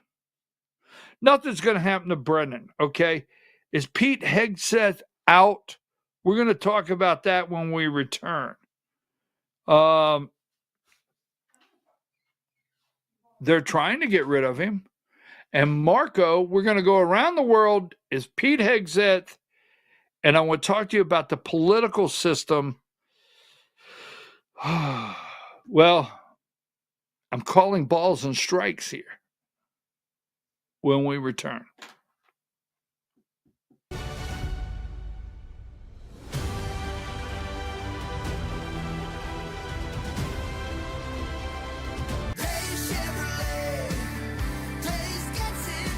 Massive truck discounts are back at Days Chevrolet in Jasper. Up to $10,000 off Silverado 1500s. Up to $5,000 off Silverado 2500s. Don't wait. Get them before they're gone. $10,000 off Silverado 1500s. $5,000 off Silverado 2500s at Days Chevrolet in Jasper. Days Chevrolet. Days gets it done. Together, let's drive. Larry's Body Shop in Ellijay. Family owned and operated since 1978. The latest in cutting-edge digital technology and state-of-the-art equipment allow our iCard Gold Class certified technicians to restore your vehicle. Our second-to-none customer service will work directly with your insurance company. Major accident or minor fender bender, we take the dents out of accidents. Larry's Body Shop, North Georgia's #1 body shop. Visit us at collisiondecision.com. Why give your money to liberal media companies? Put your marketing needs in the hands of a conservative marketing professional and start getting results today. FYN Media Group, one of the top digital marketing agencies in Georgia, specializes in website design and hosting, social media promotion and management, and so much more. Visit FYNmediagroup.com or call 706-889-3564 for a free consultation. Welcome to El Rey Azteca Mexican Restaurant. We invite you to indulge your senses with our from-scratch authentic Mexican food. Whether you are hungry for fajitas or the El Rey Azteca burrito, we offer a wide variety of fine Mexican dishes, drinks, and desserts. Our inviting patio, indoor seating, and bar has a seat for everyone. So come to El Rey Azteca for delicious food, great drinks, good friends, and loads of fun in a casual and friendly atmosphere. Ladies, when you wear elegant jewelry, you become a force to be reckoned with.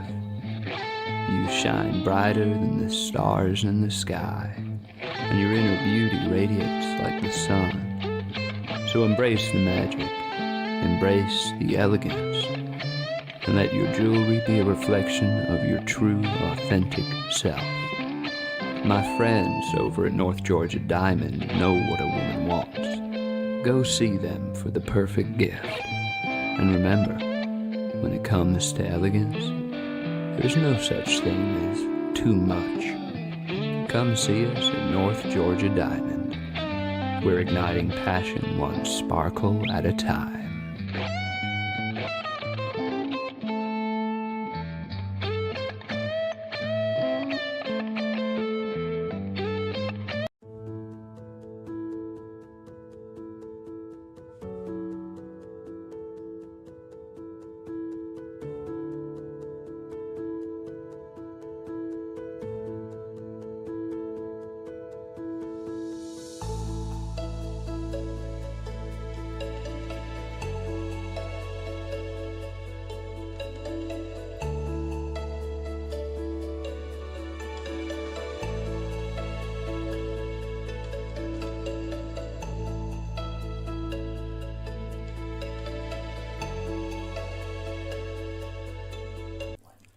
In 1981, Reed Nicholson began selling tires out of an old barn in Mineral Bluff. Little did he know that he had just laid the groundwork for the most trusted names in automotive services in the Blue Ridge area. In 1997, Nicholson Tire Center became what it is today, holding the same values of faith, family, and great customer service. 2 locations to serve you, and the Blue Ridge location is currently expanding to offer fast service and the largest U-Haul provider in Georgia. Nicholson Tire Center, Blue Ridge, and Mineral Bluff.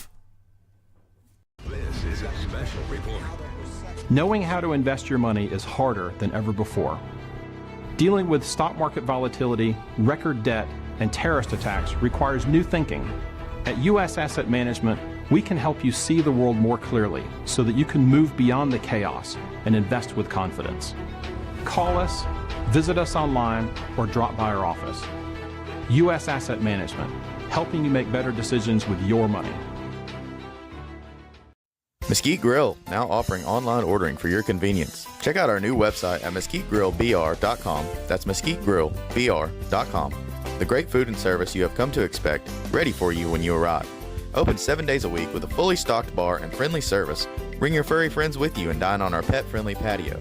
Also, check out our catering options and let us prepare delicious food for your next event.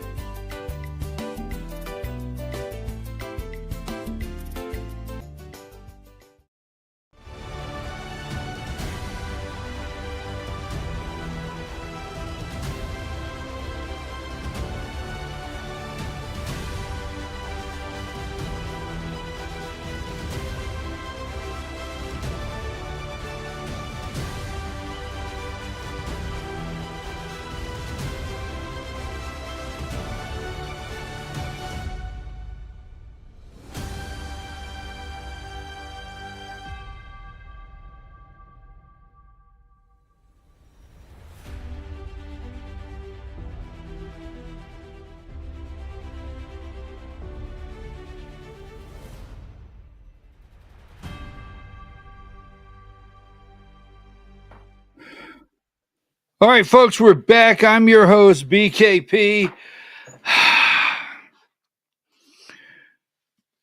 You're watching BKP Politics on voiceofruralamerica.com. I want to go over a couple international stories that are taking place. We're getting ready for the Georgia Hour. In about 20 minutes, we'll have the Georgia Hour. We spend 1 hour a day talking about the state of Georgia and politics in our state. And right now we're talking about the potential of one of the largest Ponzi schemes, not in history. No, it's not in history, but actually that involves politicians, it does involve politicians. If what we hear is correct, well, it does, because the GOP political parties involved, not actually in the Ponzi scheme, not that we're aware of.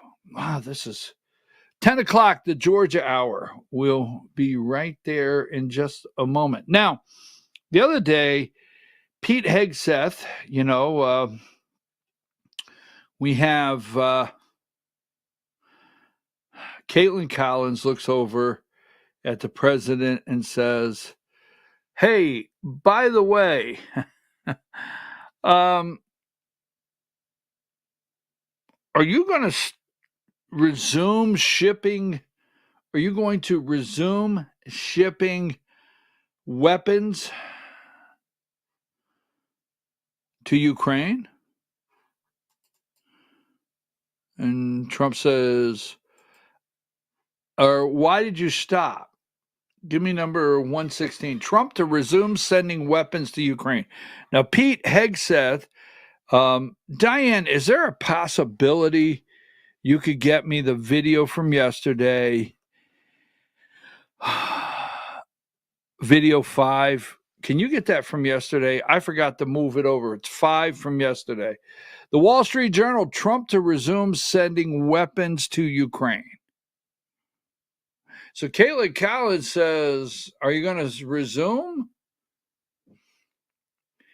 Now, in this video, if she can get it from yesterday, you're going to see Defense Secretary Pete Hegseth.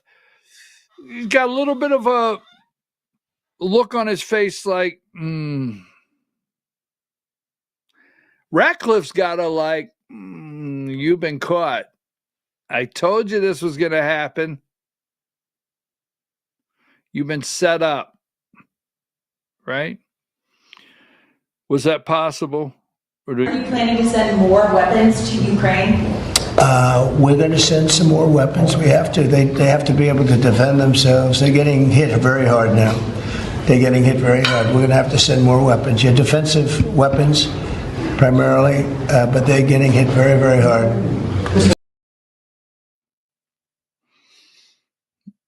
Ratcliffe over there. So Trump to resume sending weapons, right?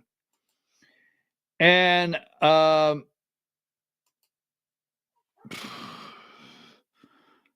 Don Bacon is not resigning. I'm sorry.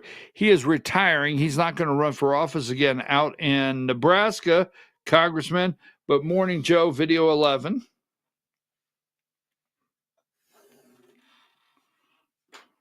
Don Bacon of Nebraska called for Hegseth's resignation. You know, I've said this before about the Signal Gate. It wasn't handled well. The secretary should have taken responsibility, admitted he made a mistake, but instead he doubled down, blamed the journalist, and then denied there was a problem of putting sensitive data on an unclassified system for attack. And I called for his resignation or being fired then, and I feel the same way now.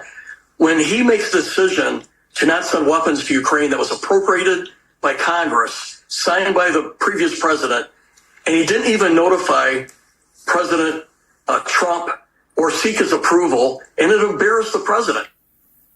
Yeah, I mean, you know, it really is. It's unforgivable. It'd be unforgivable in any administration. He embarrassed the president. He embarrassed the president. They have wanted Pete Hegseth out of there. Tillis in North Carolina said he regrets his vote for Hegseth in confirmation.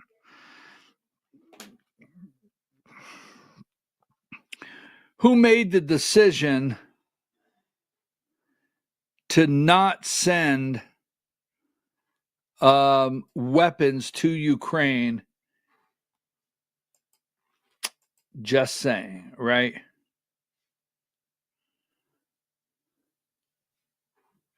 So let me give you some around the world. Russia.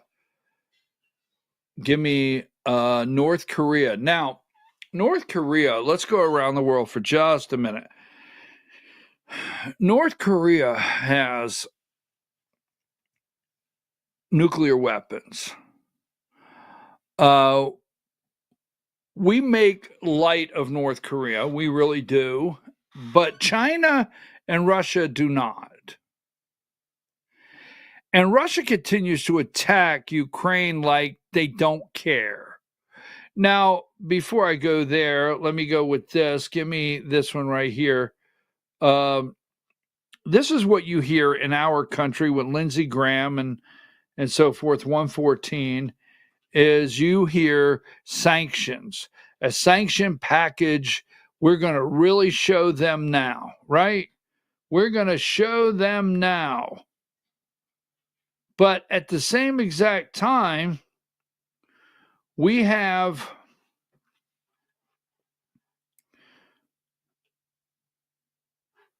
'73. Russia, you know, we're going to put another sanction bill.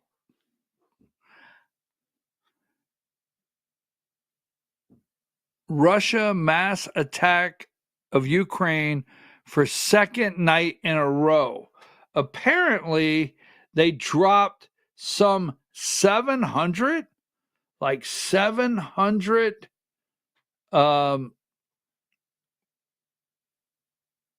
give me, where's it at? Well, I can't find it right off. Yeah, give me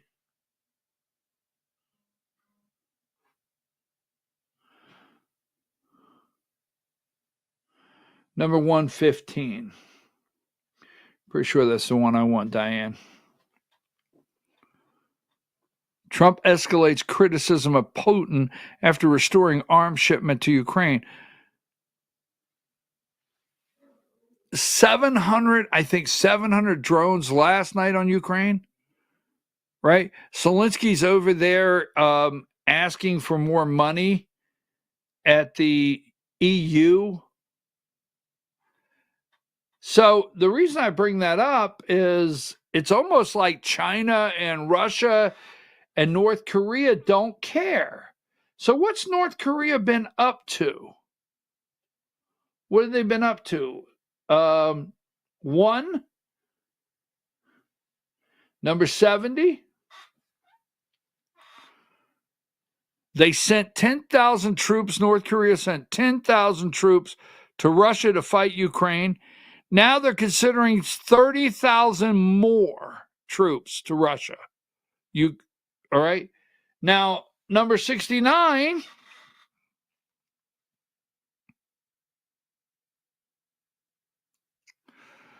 Russia greenlights launch of Moscow Pyongyang, North Korea, flight route for private airlines. Private airlines back and forth, North Korea to Russia. Okay? Well, right in the midst of all those sanctions getting ready to happen, sanctions, and there you go. So what else has North Korea been up to? Remember when Donald Trump suggested to North Korea, hey, you ought to take your beach line. Give me 122. Kim Jong-un builds luxury beach resort Trump once pitched. Remember what he said? Look, why don't you should take your beach line. You have beautiful, and put luxury resorts there. Well, there you go. Number 121. North Korea, where do they get the money for this? Who's helping them? This is the beach line that they built. Unless we don't have satellite photos, look at the boats. The beach line. I mean, North Korea tourist zone. They've got a tourist zone. And then, but the one thing they don't tell you is 171. You have to go overseas to get this news.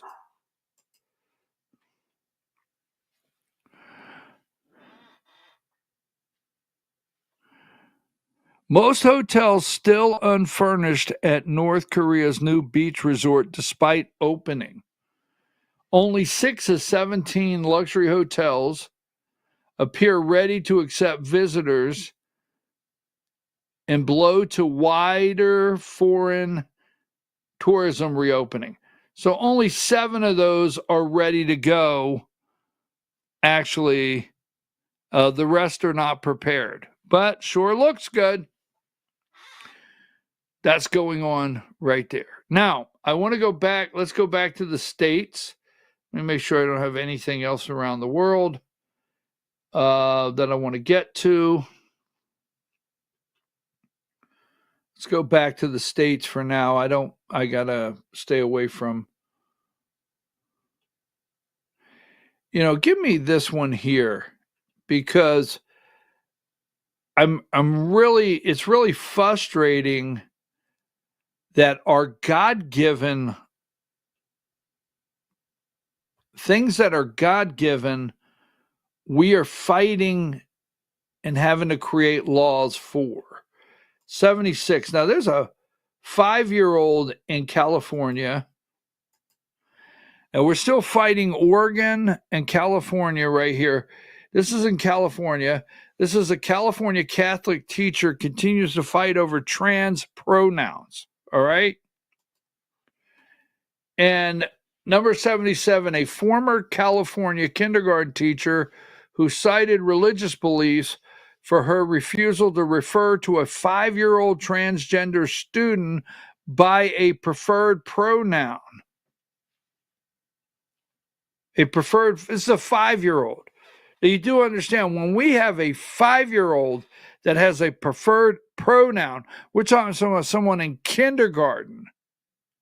This is some sick stuff. These are parents promoting this, facilitating this. There's no way a 5-year-old is confused or a 5-year-old is trans. It's not possible. But this is the sick stuff we're dealing with this in this country. While Jeffrey Epstein, our children 5 years old here, while Jeffrey Epstein's videos of the elite class, the protected class, the people that have made it to a level that get protection, that are controlled, there's a cover-up. Sick stuff. Now, I want to show you this for one reason. We got to get ready for the Georgia Hour, but I want to show you this for a reason. Remember yesterday? Hey, so just 1 second. It's Yes. not. You said that it's the parent promoting. So really, what it is those kids are on social media. The parents have allowed these kids to get on social media, TikTok, Reels or whatever, and they're watching that stuff, and that's where they're getting the ideas. It's not, I mean, the parents are allowing it to happen, allowing these kids to have these access to these devices. Maybe it's the parents' social media that the kids are watching, but they're watching it, and that's how they're getting these ideas. That's my opinion. All right. No, that's a great discussion point, because what you're saying is, okay, this is going on. Maybe the word, well, in this situation, I'm going to say something different, but I think in what you're talking about, the word promoting it is not as in the front as accepting it or saying that is your decision, or I'm open to whatever you want to do, is parents' acceptance of this. But I understand where they're getting the idea. But this is a 5-year-old. So this 5-year-old has no clue. This 5-year-old has no clue. And this is and plus all the preschool videos are now pretty. I mean, I don't watch them. I don't have gender neutral. I don't have a little kid, but if you're not paying attention to what these kids are ingesting, they're getting the information, and it's not necessarily coming from the parents, but it is the parent not paying attention and allowing it to happen. Maybe they are buying into, well, my kid's confused on what their pronoun is, and I need to buy into that thing, but they're not. The kids are getting it from media, whether it's social media or the videos that they're watching. Maybe it's, I don't know, I haven't watched Disney in years, but maybe it's Disney that's doing the gender neutral stuff. I don't know. Maybe it's that rainbow unicorn. I'm just saying. I think you're 100% right. From the very minute all the media now has, it's all gender neutral for children. And it starts out at a very young age, manipulating their thoughts. I agree with you 100%. There's one thing I have to do before we go to the Georgia Hour. Yesterday, I was looking for a video, and the reason I'm talking about this, these are not things that we should be looking to put laws into place. I mean, this was not something we were trying to get our lawmakers. Our lawmakers need to be fighting for us based on taxes and our roads and our bridges, not things that, these are things that years ago we were not asking our lawmakers to fight for us, or we were not saying this is a campaign strategy. There was never a day where it should have been a campaign strategy to say that a boy can't pretend to be a girl and dive in a pool with girls and say, I'm on the girls' team. That should have never been a campaign strategy. But yesterday, when I say people, a lot of people really went to social media when the IRS said you can now promote from the pulpit. I want to remind you that just saying that doesn't mean that every pulpit in the United States is equal. Don't forget what they just opened the door to. Give me video 8.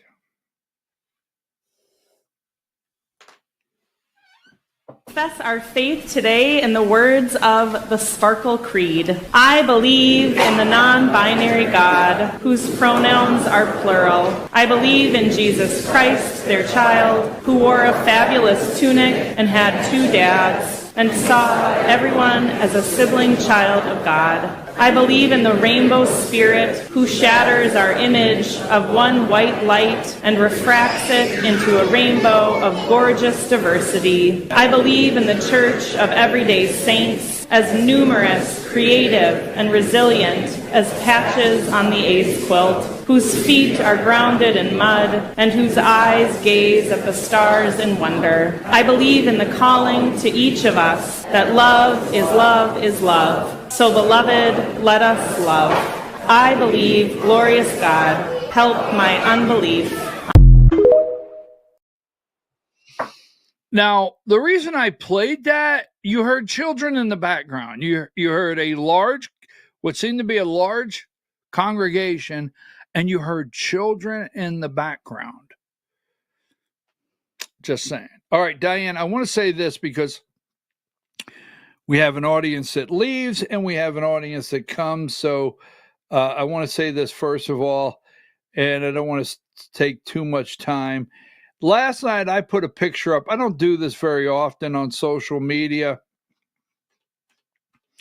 Well, I very seldom do this. I thought I had it here. Where's it at? There it is. Give me number 94.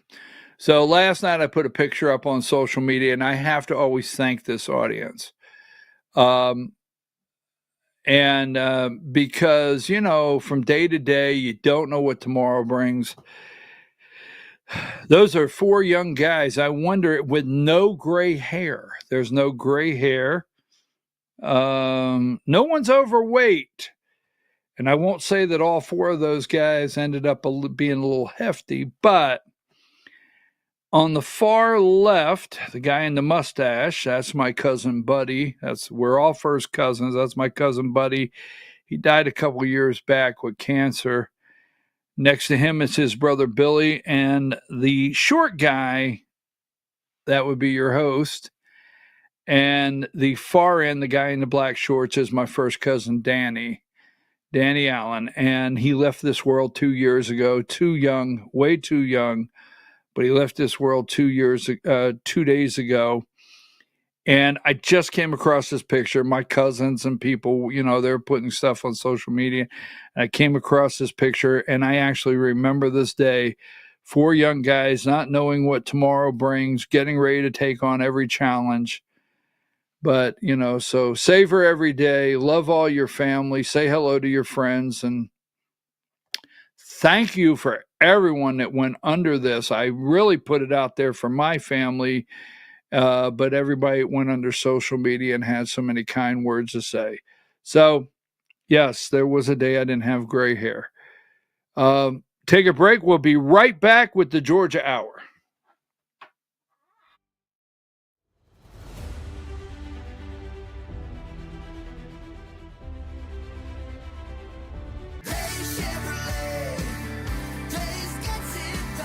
Massive truck discounts are back at Days Chevrolet in Jasper. Up to $10,000 off Silverado 1500s. Up to $5,000 off Silverado 2500s. Don't wait. Get them before they're gone. $10,000 off Silverado 1500s. $5,000 off Silverado 2500s at Days Chevrolet in Jasper. Together, let's drive. Larry's Body Shop in Ellijay. Family owned and operated since 1978. The latest in cutting edge digital technology and state of the art equipment allow our iCard Gold Class certified technicians to restore your vehicle. Our second to none customer service will work directly with your insurance company. Major accident or minor fender bender, we take the dents out of accidents. Larry's Body Shop, North Georgia's #1 body shop. Visit us at collisiondecision.com. Why give your money to liberal media companies? Put your marketing needs in the hands of a conservative marketing professional and start getting results today. FYN Media Group, one of the top digital marketing agencies in Georgia, specializes in website design and hosting, social media promotion and management, and so much more. Visit FYNmediagroup.com or call 706-889-3564 for a free consultation. Welcome to El Rey Azteca Mexican Restaurant. We invite you to indulge your senses with our from-scratch authentic Mexican food. Whether you are hungry for fajitas or the El Rey Azteca burrito, we offer a wide variety of fine Mexican dishes, drinks, and desserts. Our inviting patio, indoor seating, and bar has a seat for everyone. So come to El Rey Azteca for delicious food, great drinks, good friends, and loads of fun in a casual and friendly atmosphere. Ladies, when you wear elegant jewelry, you become a force to be reckoned with. You shine brighter than the stars in the sky, and your inner beauty radiates like the sun. So embrace the magic, embrace the elegance, and let your jewelry be a reflection of your true, authentic self. My friends over at North Georgia Diamond know what a woman wants. Go see them for the perfect gift. And remember, when it comes to elegance, there's no such thing as too much. Come see us at North Georgia Diamond. We're igniting passion one sparkle at a time.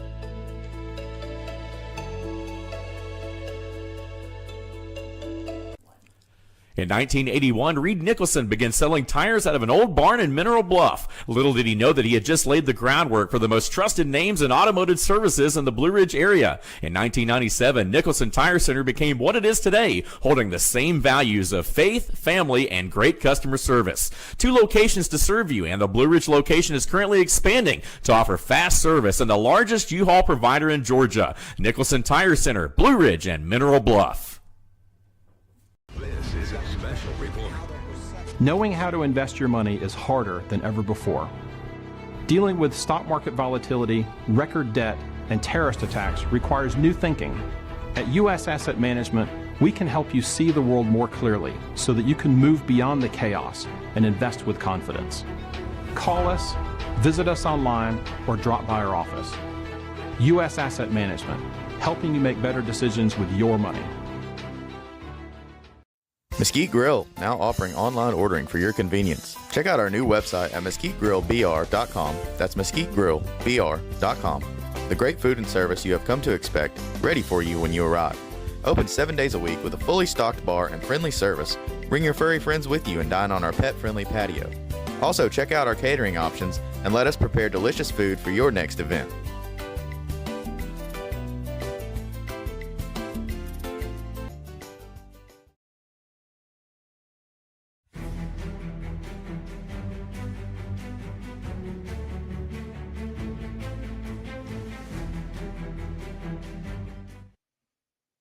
Welcome this morning, 10:05, running just a couple minutes late.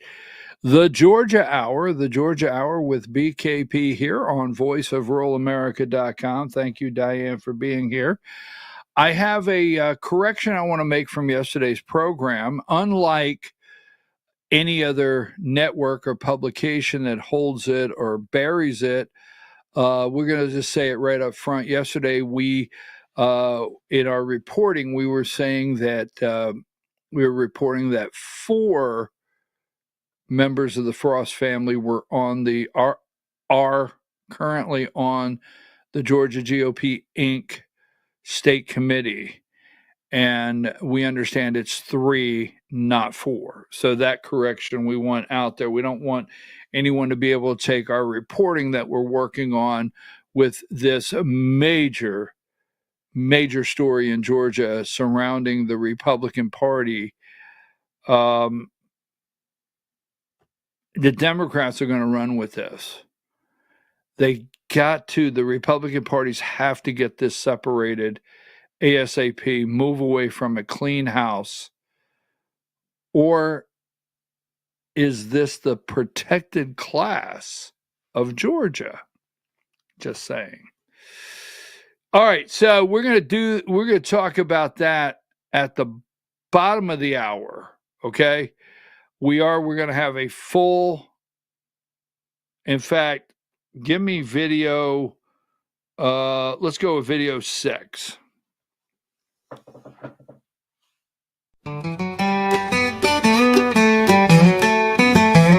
They call you with a smile, invest for a short while. The pitch is smooth as silk, they say, when they sell you the 18% payday. They tell you it's not yet your time, but with that money you'll climb the political vine. And before you know it, you're drinking mimosas with the bunch, returning favors over a Frost Sunday brunch. The first card's flipped, she's real shady. BKP, tell us about Frosty Katie. The next card's flipped, the loans he grants. BKP, tell us about Frosty Baby Brant. The next card's flipped, brings more drama. BKP, tell us about Frosty Mama. The last card's flipped, he'll pay the cost. BKP, tell us all about Papa Frost.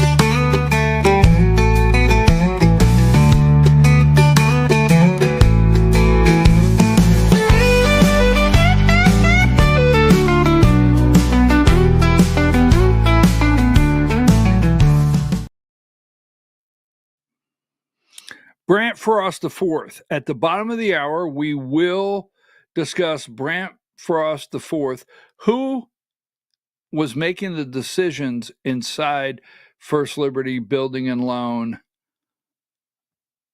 What were they thinking when they hired Jamie? We'll talk about him in just a minute. So I want to go over a couple quick things. This is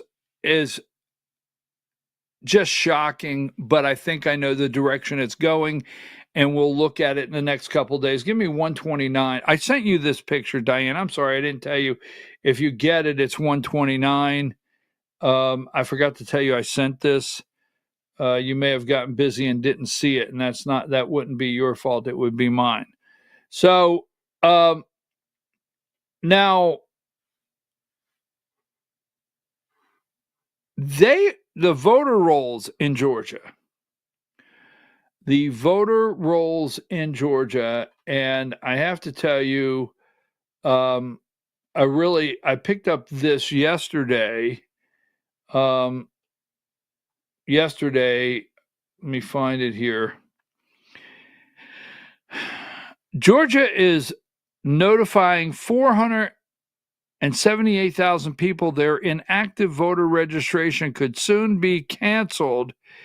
It will be part of the largest mass removal in U.S. history. U.S. history. Largest removal. Now,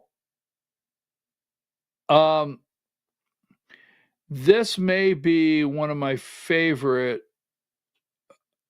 out there, Diane. I have it here. I'll find it here. Won't take me but just a minute. Yes, give me number 91. This is one of my favorite right here. Now, they're going to remove, just keep an eye on this as you're looking at this. Why now? Jason Frazier, I absolutely love this. If I notify Fulton County that someone is registered to vote and claim to live in their little UPS box, I'm an election denying, vote suppressing Nazi racist.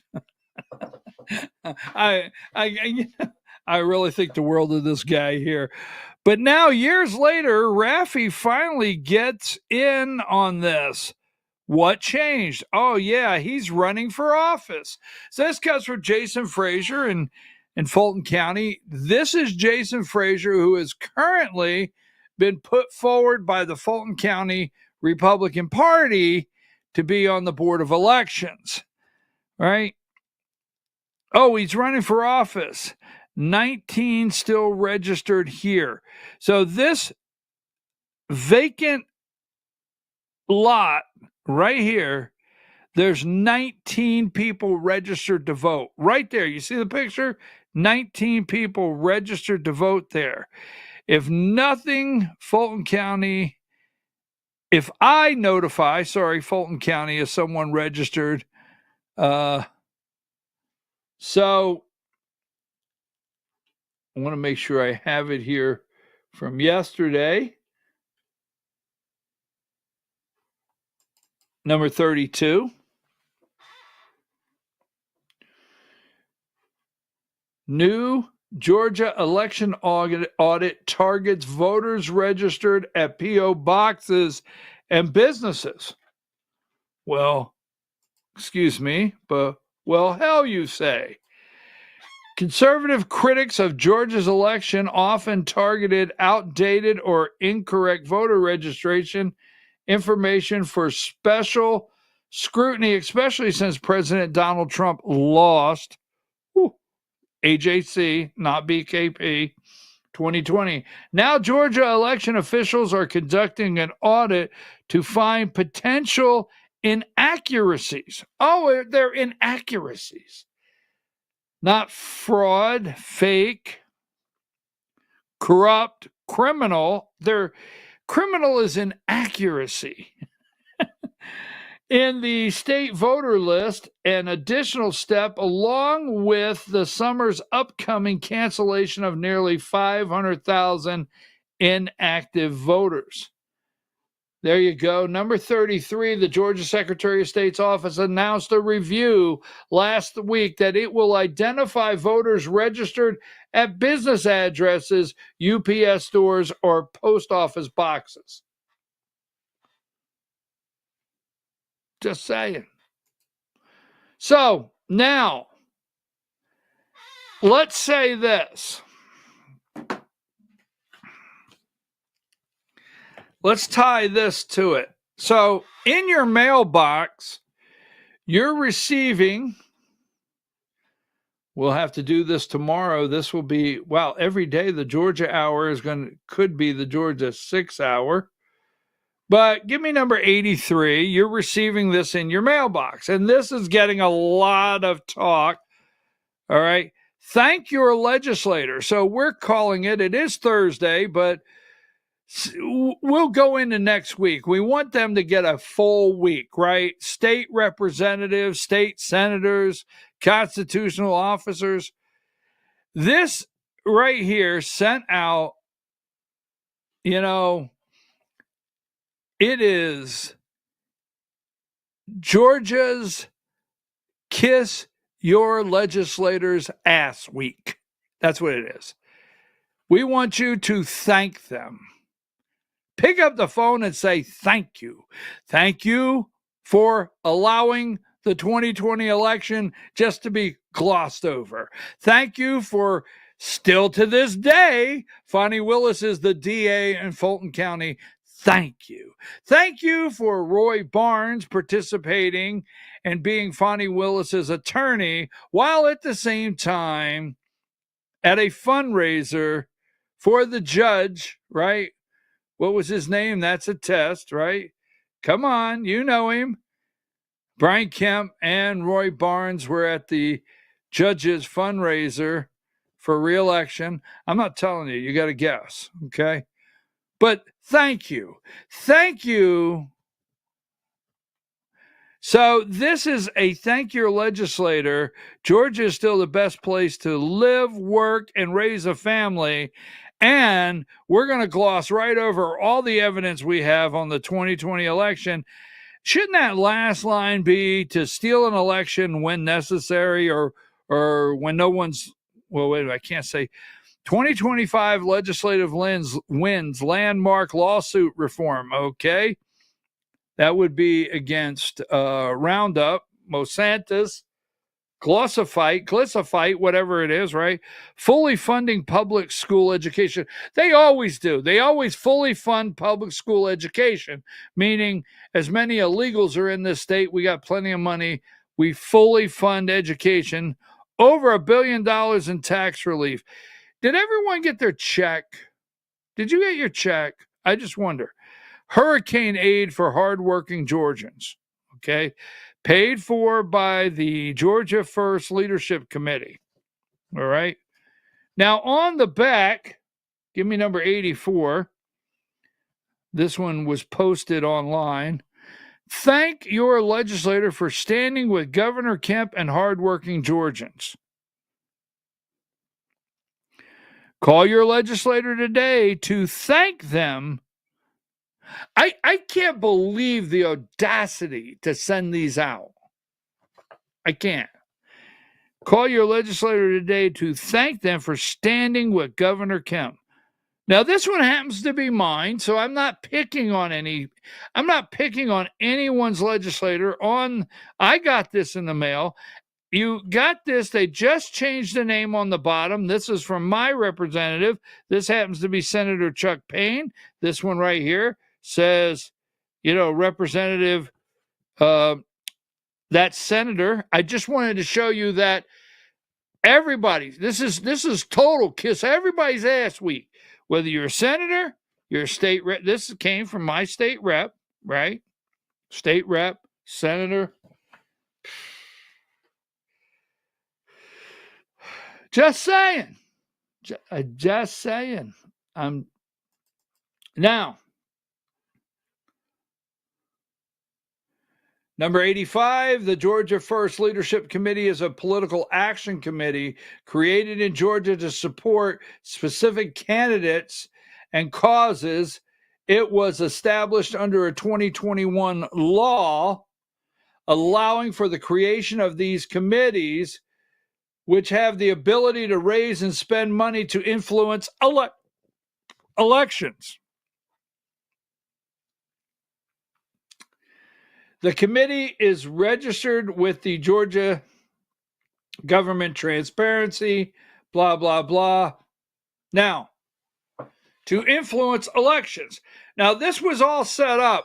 The next time someone says, if you want a third party, or if you want term limits, we have a primary system.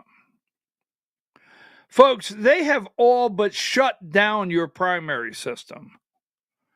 They have made sure that the funding, they pick the candidates they want. They set up the elections the way they want. They have the money they need.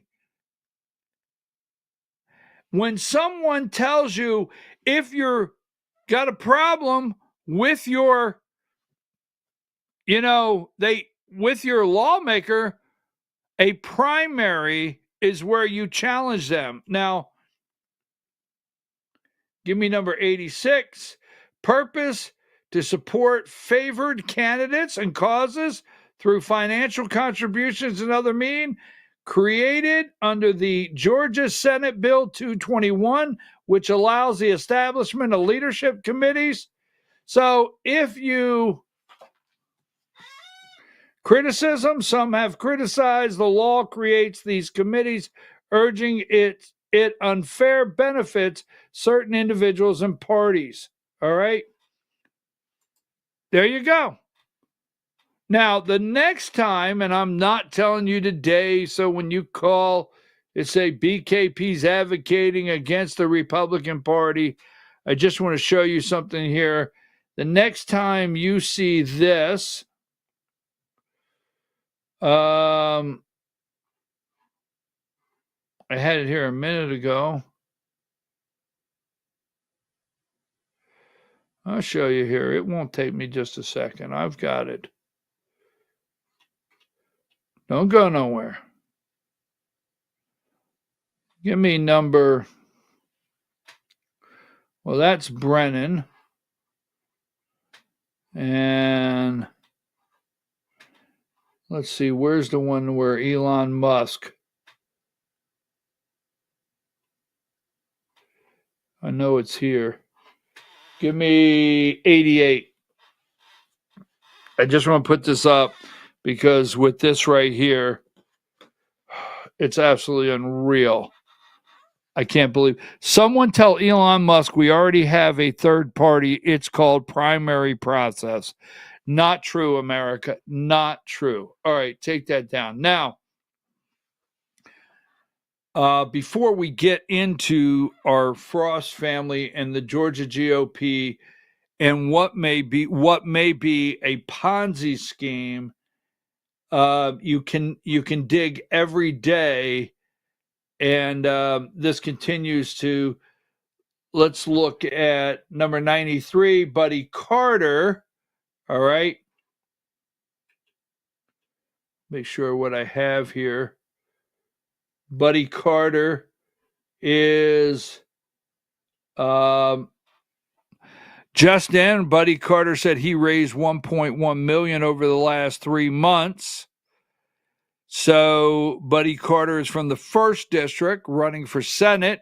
We are waiting to see if Mike Collins from the 10th District is going to get in. Yesterday, he put out a video. 10th District Congressman Mike Collins put out a video yesterday saying, we're praying about it. Sometimes you got to do what you got to do, not what you want to do. And that may be run for Senate. So we're pretty sure he's going to jump in. And then we also have number 99. We had some lawmakers go to the White House yesterday looking for, they all go. Steve Gooch went to the White House looking for the lieutenant governor Trump endorsement. Yesterday, 2 more Republicans went to see Donald Trump's advisors to see if they could get that's Tim Fleming. And 2 went yesterday, 100. Tim Fleming went, and he's running for Secretary of State, and Blake Tillery running for Lieutenant Governor. They went to meet yesterday. I wonder what Fleming promised them as Secretary of State and what Tillery promised. Let me say this before. I'm going to just say it briefly because I've got to get to the bottom of the hour here. Give me 95.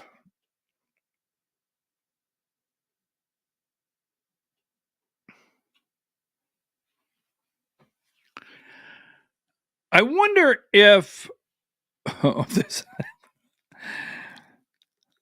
boy, I'm going to get in trouble here. I wonder if Blake Tillery.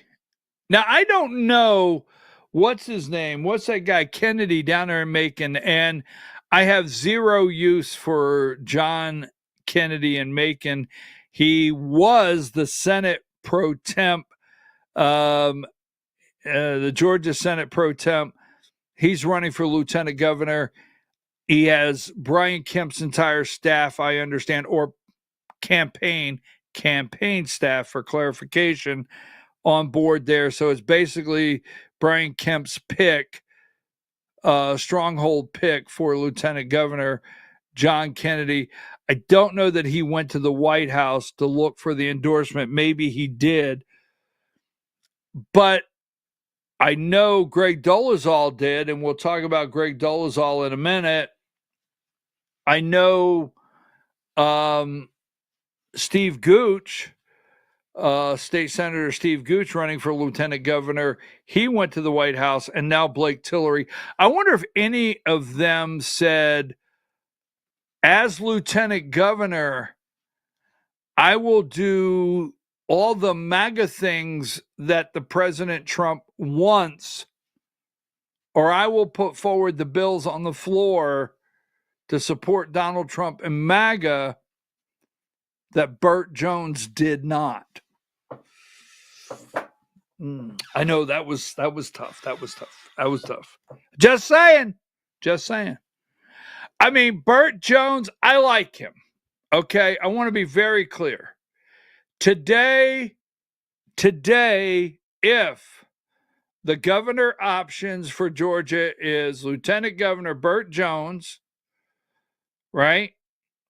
Secretary of State Brad Raffensperger, or Attorney General Chris Carr. Now, Raffensperger has not announced a win. All right? Raffensperger has not announced he's getting into the race. Where did I come up with that last line?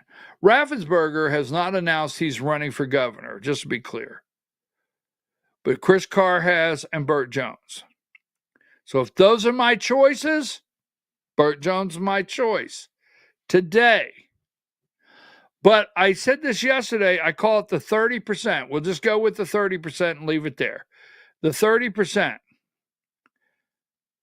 Chris Carr? Hell no.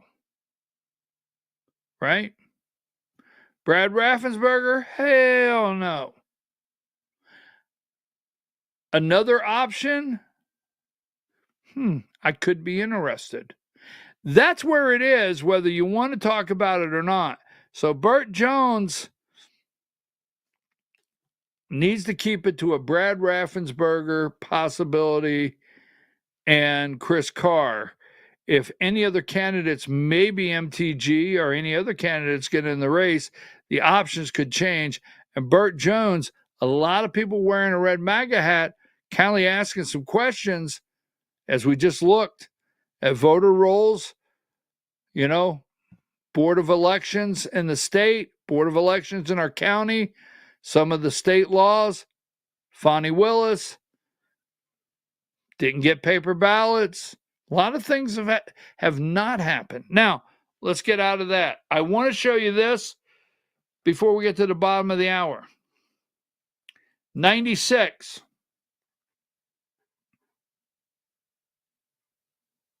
How come nobody has given me the judge? I know you're out there. Maybe you have, and I just haven't paid attention to it.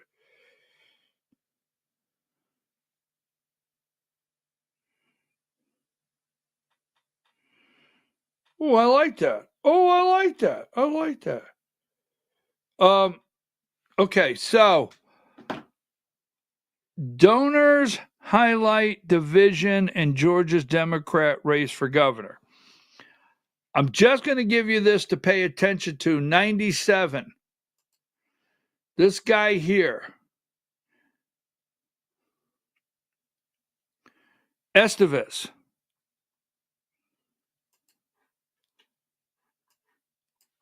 I think he's an actual, I think Republicans are losing sleep over this guy. And I'll tell you why. He's a state senator, Jason Estevez from Atlanta. He's previously a member of the Board of Education. Political funding reports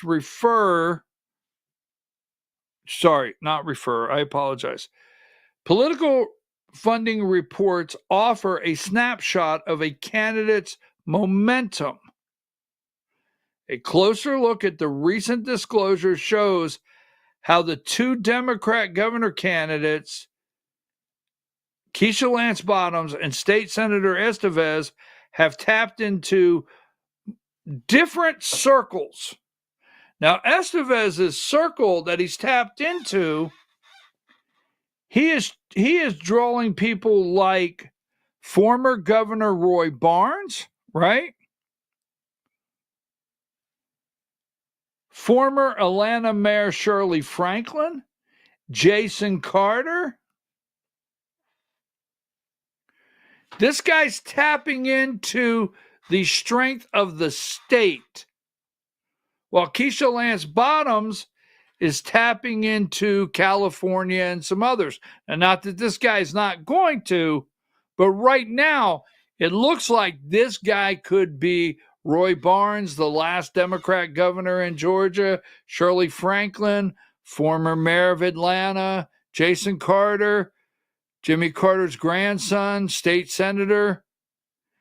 This guy could be tapping into the side of the Democrats that he not only needs the money, but he needs the backing and the power to go with it.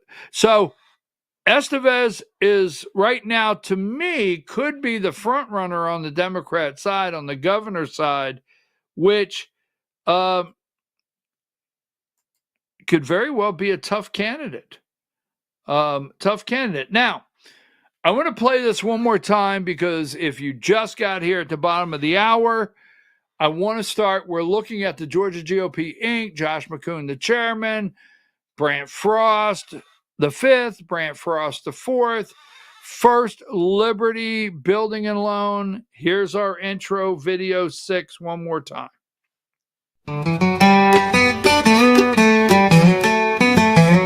They call you with a smile, invest for a short while.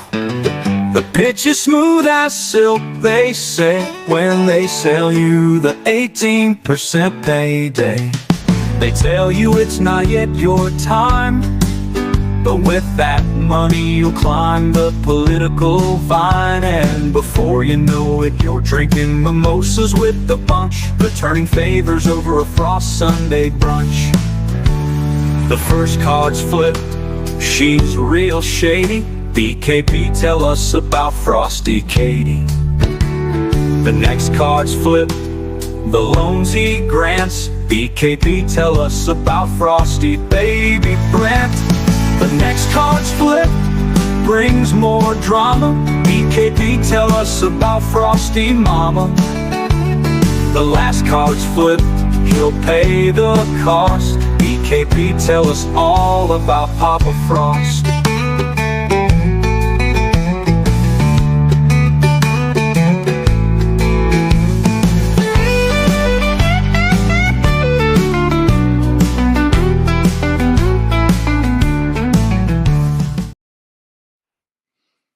All right, so today we're going to look at Brant Frost the fourth, the father.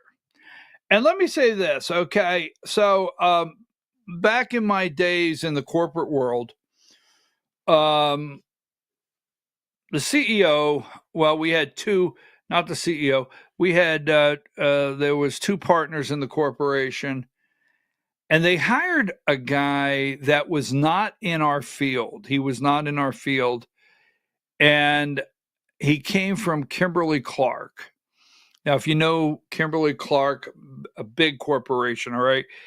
And he came from Kimberly-Clark. And I went to the owners when they hired this guy, and I said, you know, this guy doesn't, what's he bring to the table? And the owners showed me that day what this guy brings to the table. And they convinced me that, you know, okay, although in our particular industry that I was in, he didn't have an extensive background, but he brought this kind of structure from this major corporation to our business. And I said, okay. So the reason I say that is when you bring somebody in your corporation, your company on a certain level, you're looking at what they bring to the table, okay? Because in the past, I've hired managers, salespeople, I've hired salespeople that have never sold anything, so I know what I have to bring them up to, what level I have to get to. I've hired salespeople from my competitor that brought a certain amount of business. They were doing $1 million a month, and I knew at least 500,000 would follow them. When you make a hire, you look at what someone's bringing to the table, especially in certain positions. And that's the reason I open with that, because I am very interested as this investigation goes. We're looking at number 20. We're looking at, and the reason the Frost family, we'll get there in a minute, but the reason we're looking at this is the ties to the Georgia Republican Party, Inc., the ties to state lawmakers, Republican state lawmakers in Georgia, the ties to different political PACs in Georgia, the ties to, well, the political Republican landscape that you can't walk away from. It's like the 6 degrees. Is that what it's called? The 6 degrees of Kevin Bacon. Now, First Liberty Building and Loan, Noonan, Georgia. You can look up we're not going to go through all the background, but Friday before last, they walked in and said, who are they?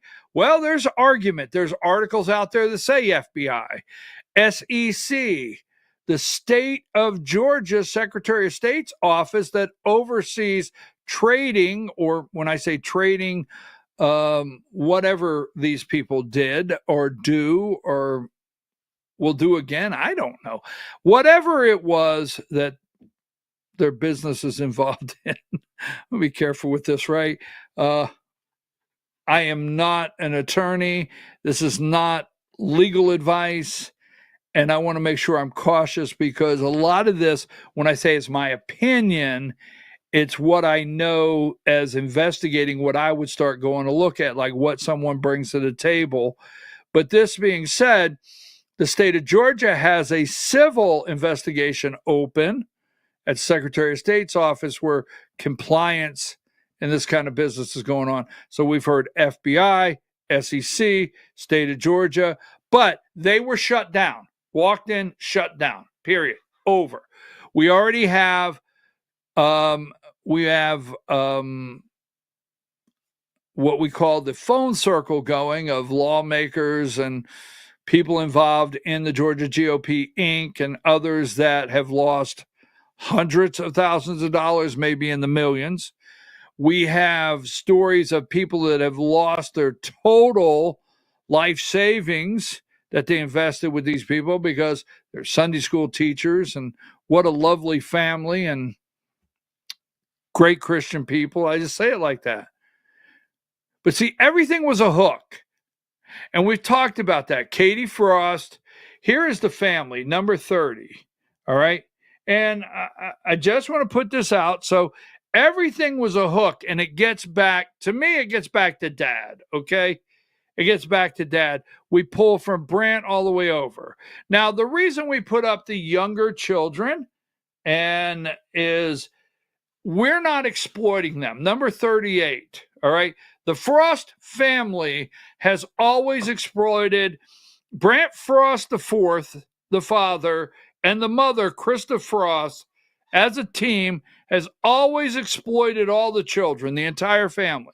And everything has been pulled into as a hook. Everything has. This family has politically built trust with people out there to the point that, hey, that's a beautiful family. I just love those girls. I don't know anybody could say I just love Brant. But anyhow, well, he's such a fine young man. Such a fine young man, that Brant the fifth. Fine child that boy is. Well-managed young boy. Stop. Okay, so anyhow, everything was a hook pulled back to Brant the Fourth. Out of trust. Everything I see here, this is the way I see it. I'm allowed to see it a certain way. I'm allowed to tell you how I see it. That's the way I see it. Now, that being said, go back to the family, wherever they are. Now, the family, well, that is the family, but the family vacation, the one they took with whatever, someone's money, everything they were doing was with someone's money. Everything. Brant's wedding, someone's money. Brant's honeymoon, someone's money. Thank you, Mr. Akavani. Did you figure that one out? So anyhow, now, Katie Frost, all right, Katie Frost, there's a build-up here. She's nasty. She's a nasty person. I mean, there's several. They're nasty people. Katie Frost is a nasty young lady as I've ever met. I've ever read her post. And I think she gets it from her mother, Krista. I don't care who gets mad. Oh, well, they're just lovely. No, they're nasty people. So Katie Frost, 3rd District Chair of the Georgia Republican Party. All right. State Committee member of the Georgia Republican Party. Executive Committee member of the Georgia Republican Party. All right. Media talent. Political consultant, as she calls herself, or whatever, right? And also the Georgia Republican Party Finance Oversight Committee Chair, Katie Frost. Nasty young lady. Brant, well, if Brant went to prison, he could use an hour out in the yard to get some sunshine, the albino rhino there. Brant is just as nasty and arrogant young man I've ever met in my life. I'm serious. I've been around a lot of people. I've been around a lot of assholes, a lot of jackasses, a lot of POSs. I've had a lot of people say nasty stuff. That's as big a jackass as I've ever met in my entire life. Bottom line, just putting it out there. And I'm not embellishing anything or building anything up or enunciating or highlighting or raising my voice for any effect. He's an asshole. Major asshole. Spaceballs, by the way. So, Brant Frost, Coweta County Republican Party Chair, former 2nd Vice Chair of the Georgia Republican Party, and as investors have stated in publications, not me, that lost their money, he was in on it. That's not my words. Those are right out of publications. He made payments, interest payments. He explained why payments were late. He solicited payments. We have all that. So Brant in on it. The whole family, all the way back. Now, the dad, which is right there, Brant the 4th. This is the guy that, I mean, this is dad. Simple enough. And without going into, and I don't have too much on personally just him, my question is, I want to know that day when this guy here, because this is the guy, Brant the 4th, what a beautiful family, God-fearing Sunday school people, pushed his family in politics. This is the guy that had the relationship. Now, my understanding is, and this is out there, what we call the phone circle, and it's been reported in other places, and I think there's a couple spots in the AJC. And I say that because, God knows, Cue Ball is watching, and he's probably taking notes and running it over to an attorney every afternoon to see if I said something that was libel. I'm not saying anything libel. This is just my thoughts piecing this together. I'm allowed to piece it together. And this is the guy that could go to prison. Now, there's been some comments that he called some people. He called some of the top advisors. I've heard he's called some people in tears. That's what I heard. All right. I've heard he said it's gone. The dad could be the one ends up, if this investigation, if there's an indictment, if there's charges, if there's a trial, this guy could be the one go to prison. Brant Frost IV could be. Fifth could go to prison. Others could. I mean, there is things they're going to research. They're going to look at how much money. They're going to look at how much money in every one of these kids' accounts. They're looking for the money, folks. The reason we have the family up is the whole family has people's money. Bottom line, they have people's money. And they have money that don't belong to them. And they have money that they claim they invested that was bringing in a return that is no longer there. Now, those are, to me, they're just facts. And everybody in that picture, regardless of their age, has benefited. Now, will there be different things legally based on the age? And am I telling you certain ones are involved or knowing it? I don't know. These young children may not have any clue. They may have just found out when dad came home and said, "Hey, Dad, how come you're not going to work today?" Well,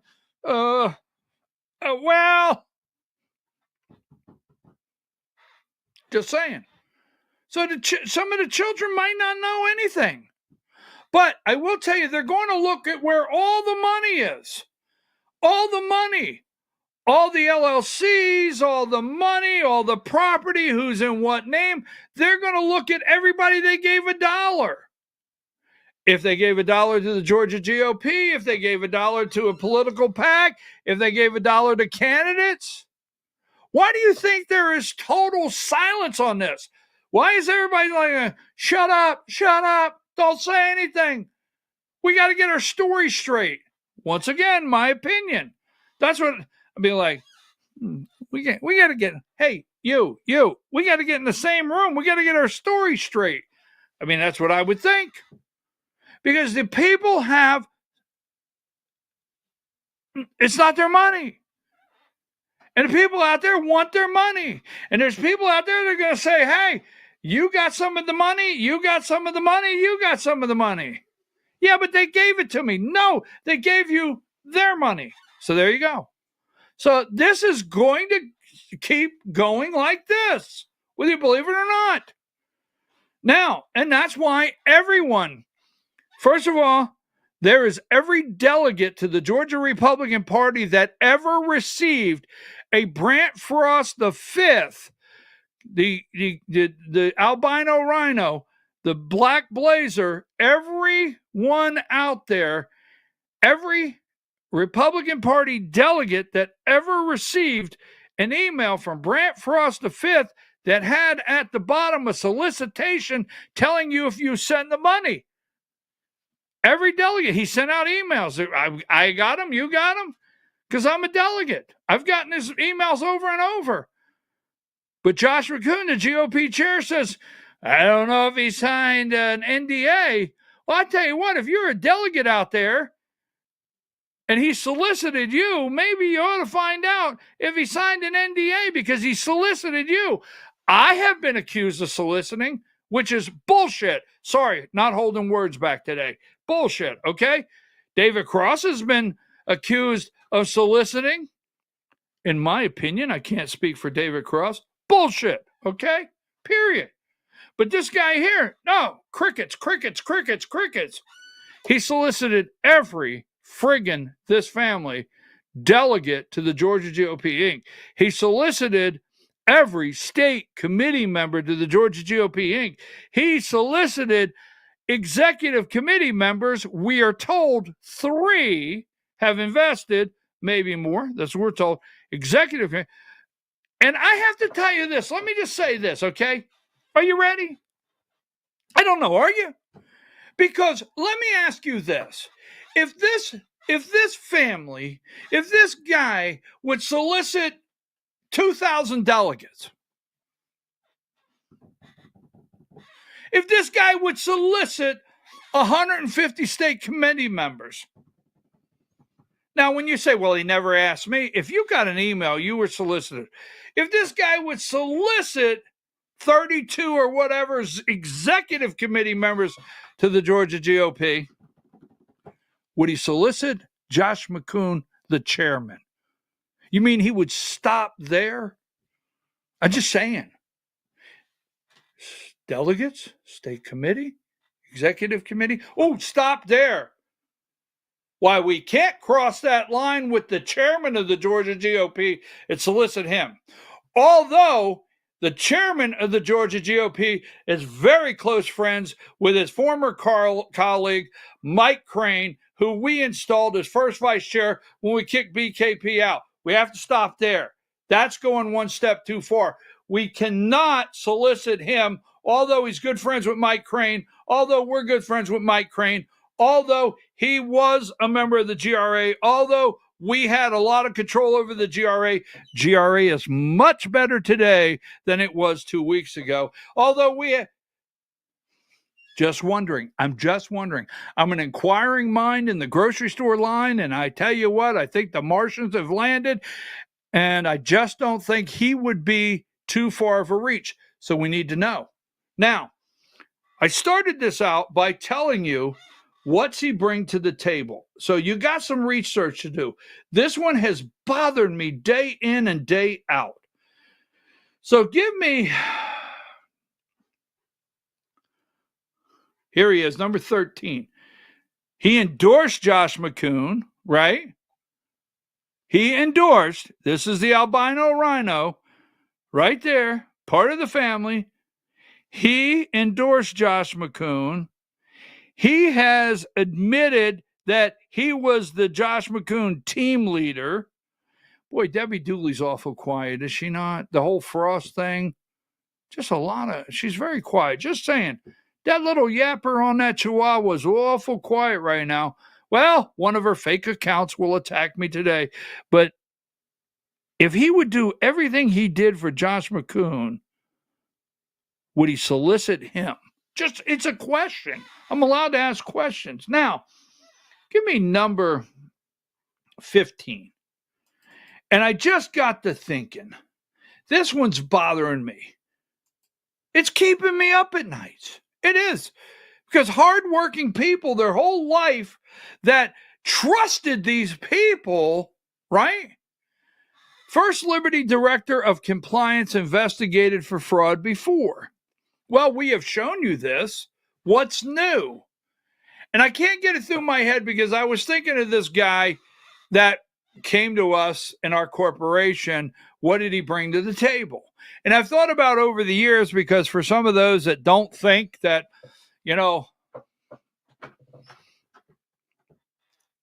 well, you just don't think I've ever done anything in my life. Everyone I've ever hired, everyone that ever came into my office for an interview, and for those of you that don't know, hundreds. All right? Remember, Katie Frost, I'm the guy that you're concerned that I would get close to the checkbook. Well, there was a lot of people out there that had zero concern because I made them a lot of money. Yeah, I actually made them money, Katie Frost. We didn't take people's money, I'm going to say, and steal it. That would be my words. But Katie, Brandt, Krista, all of you that have talked shit about me over the years, I made people a whole lot of money, Krista. I can line them up, Katie. I can tell you, Brandt, every damn one, I made a lot of money. And we didn't steal anybody's money. We made them money. The old-fashioned way, we earned it. Not manipulating people, not lying, not building trust, not stealing, and poof, it's gone. Da-da-da-da. Just saying, my words. Now, First Liberty Director of Compliance investigated for fraud. This was July 3rd. This guy was down the hall. So keep in mind, this guy set one day, he had lunch. Somehow they know each other. And it's a big job. This is a big job. This is not the guy down the hall. All right. This is not the guy down the hall. This is a compliance director. And this is the guy that nobody in the office likes because he always keeps coming in and saying, you know, I've been looking at some things and we got to be careful with this. This could get scrutinized and this could get scrutinized. So the compliance officer is the individual that you do not want to be a yes man. You don't. You want them to come in and say, I looked at this deal and, you know, we're going to have a problem. They're going to be in here on our ass. Or compliance, you could switch to be complicit officer.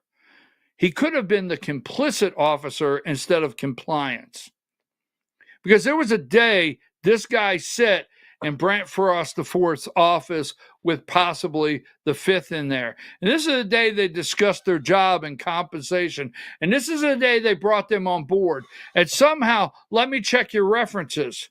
Did he just show up for the job or did they know him from the past?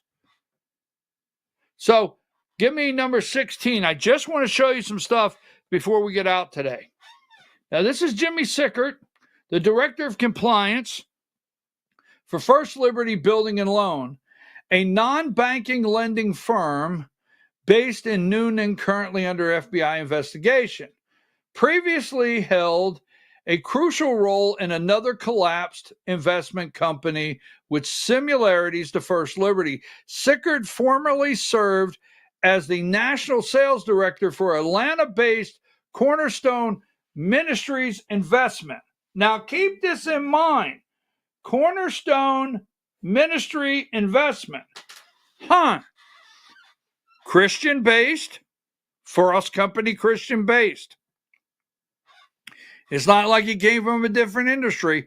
It's like he fit right in to their sermon, may I say. He fit right in to sit on the front pew.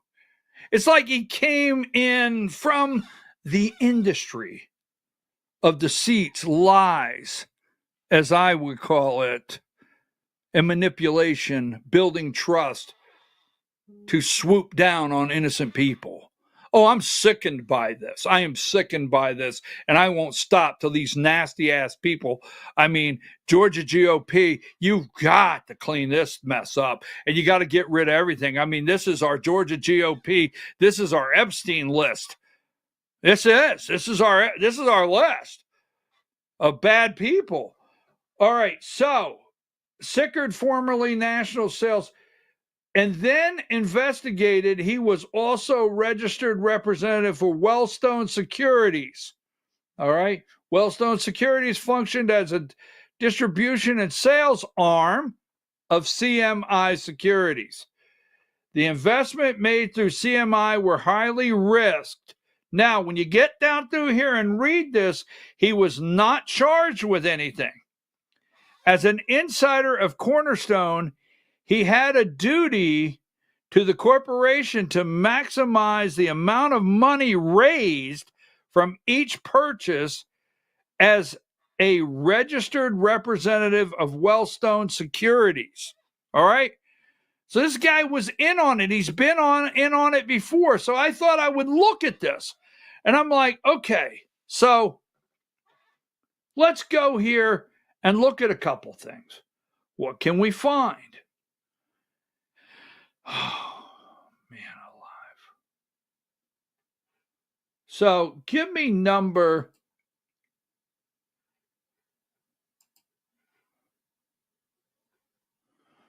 89. Cornerstone Group Holdings.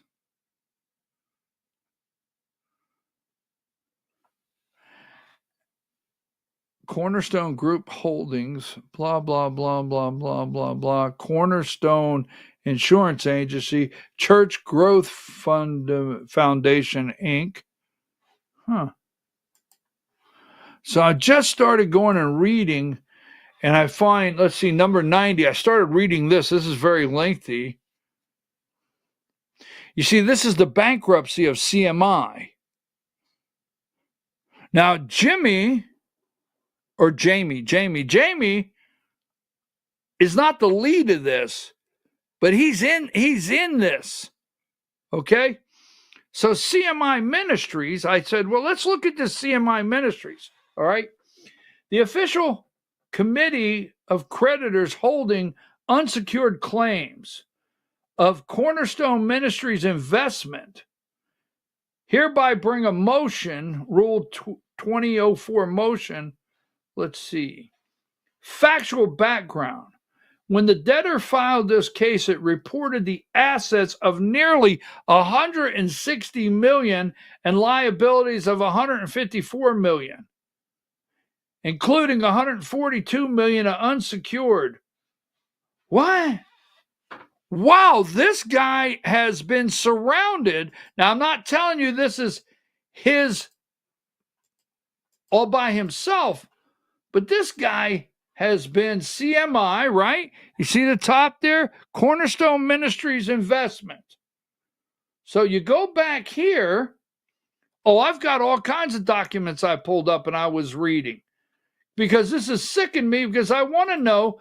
Give me number 16 again, right?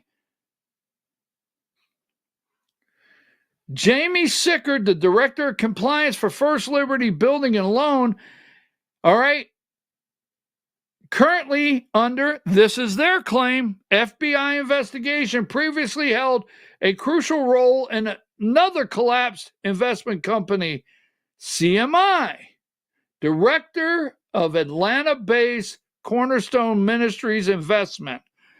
We just looked at the front page of their bankruptcy document. Whoa, wait a minute. Now,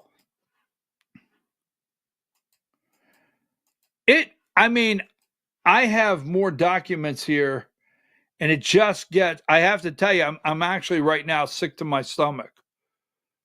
I am. I'm just thinking about it.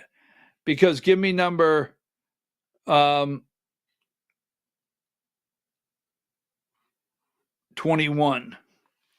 Who knows this guy? Right? Talking about the Frost family. Jamie Sickard, a compliance director of the collapsed First Liberty Building and Loan, previously, this is the citizen, this is not me, previously held a key role in another failed investment. A key role. You just looked at the front page of their bankruptcy sheet. With First Liberty under FBI investigation, his controversial past is once again under scrutiny. Was he the compliance officer, or as I look at it, the complicit officer? Did he? These are questions. Did he sit in Brent Frost IV's office and say, did he? What was that conversation? Hey, I know you were over at CMI. I've done interviews. Okay, I know you were over at CMI. Tell me how that ended. And do you think that your background there would cause any of our investors concern? Do you think if that comes up and our investors start looking and we're looking for somebody to put $1 million, $2 million into our investment firm, that they will say, well, your compliance officer has a little bit of a past I'm concerned about? How would we answer that? If I was you, Jamie, I'm going to ask you that question. I'm on the phone right now. I'm with an investor, and they're saying, before I pop $2 million over at your place, you got someone over there that I have a little bit of concern about. Tell me how I would answer that investor's question, Jamie. I have to tell you, this is sickening. The deeper and the further it goes. It really is. And who did he solicit? Georgia GOP Inc., delegates, state committee members, lawmakers, based on that family, that portrayal they put out, the hook they put out. Everything about these people was the hook to pull in. I can't say things where the kids are concerned because I'm actually heartbroken. I'm serious. I mean, the kids, number 30. I mean, you ever see, and I keep saying these are my words because, I know the haters out there, the Candace Taylors. I mean, yeah, Candace has already said things and stuff, but I stop at Krista and Brant the fourth. And you ever see those stories about the children that got out of a cult? You ever see the stories like, I got out of a cult, I was in a cult, right? So even Brant, whether you like Brant or not, and I don't like Brant, how about that, right? Even Brant, every one of them were conditioned and groomed and set up for the hook in that whole group, starting at Brant, Katie, and the other young ladies, every one of them. So I actually feel for them in the strangest damn way I'm not able to explain. Because, I mean, they were all used to me. Because I've been told by others that Krista Frost, the mom, was the director. She directed them. You could watch the kids. She put them in places, told them how they were to do. And if they got out of line, bam, snap, you get back in line. That's what I've been told.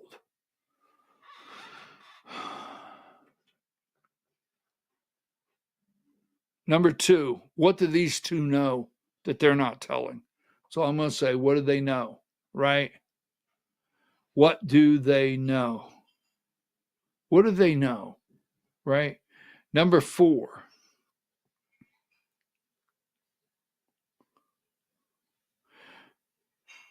Mike Crane, what do you know? When you were standing at that podium with our emblem in the front, and I was out there. See, when you stood there, Mike, I was out there, right? I was wearing a badge that said delegate.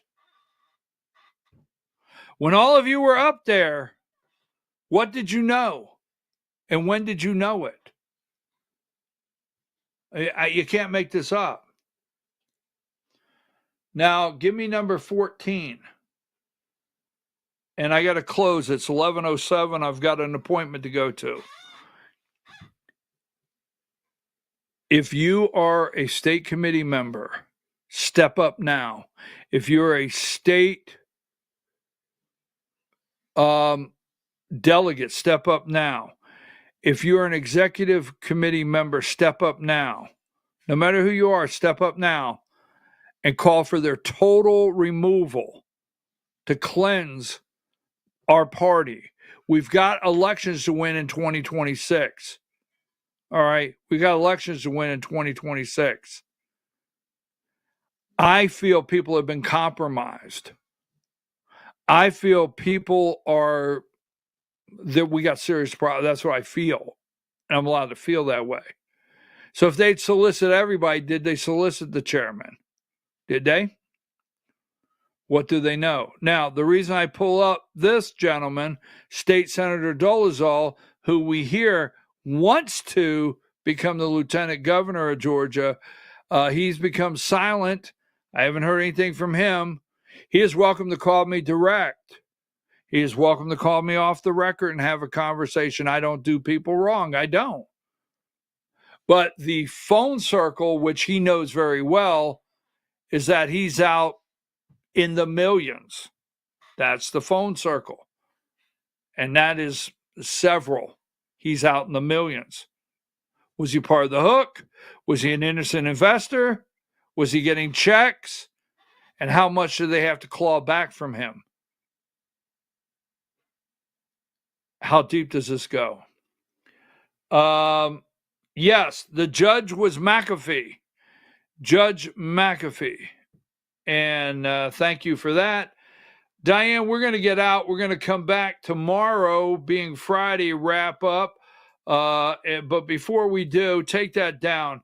I want to say this because some of you watch the first 2 hours. Some of you watch all 3 hours. And some of you only watch the Georgia hour. I always want to thank the kindness of this audience. because this audience, we are good people. We are good people. We're good people. And this audience is amazing.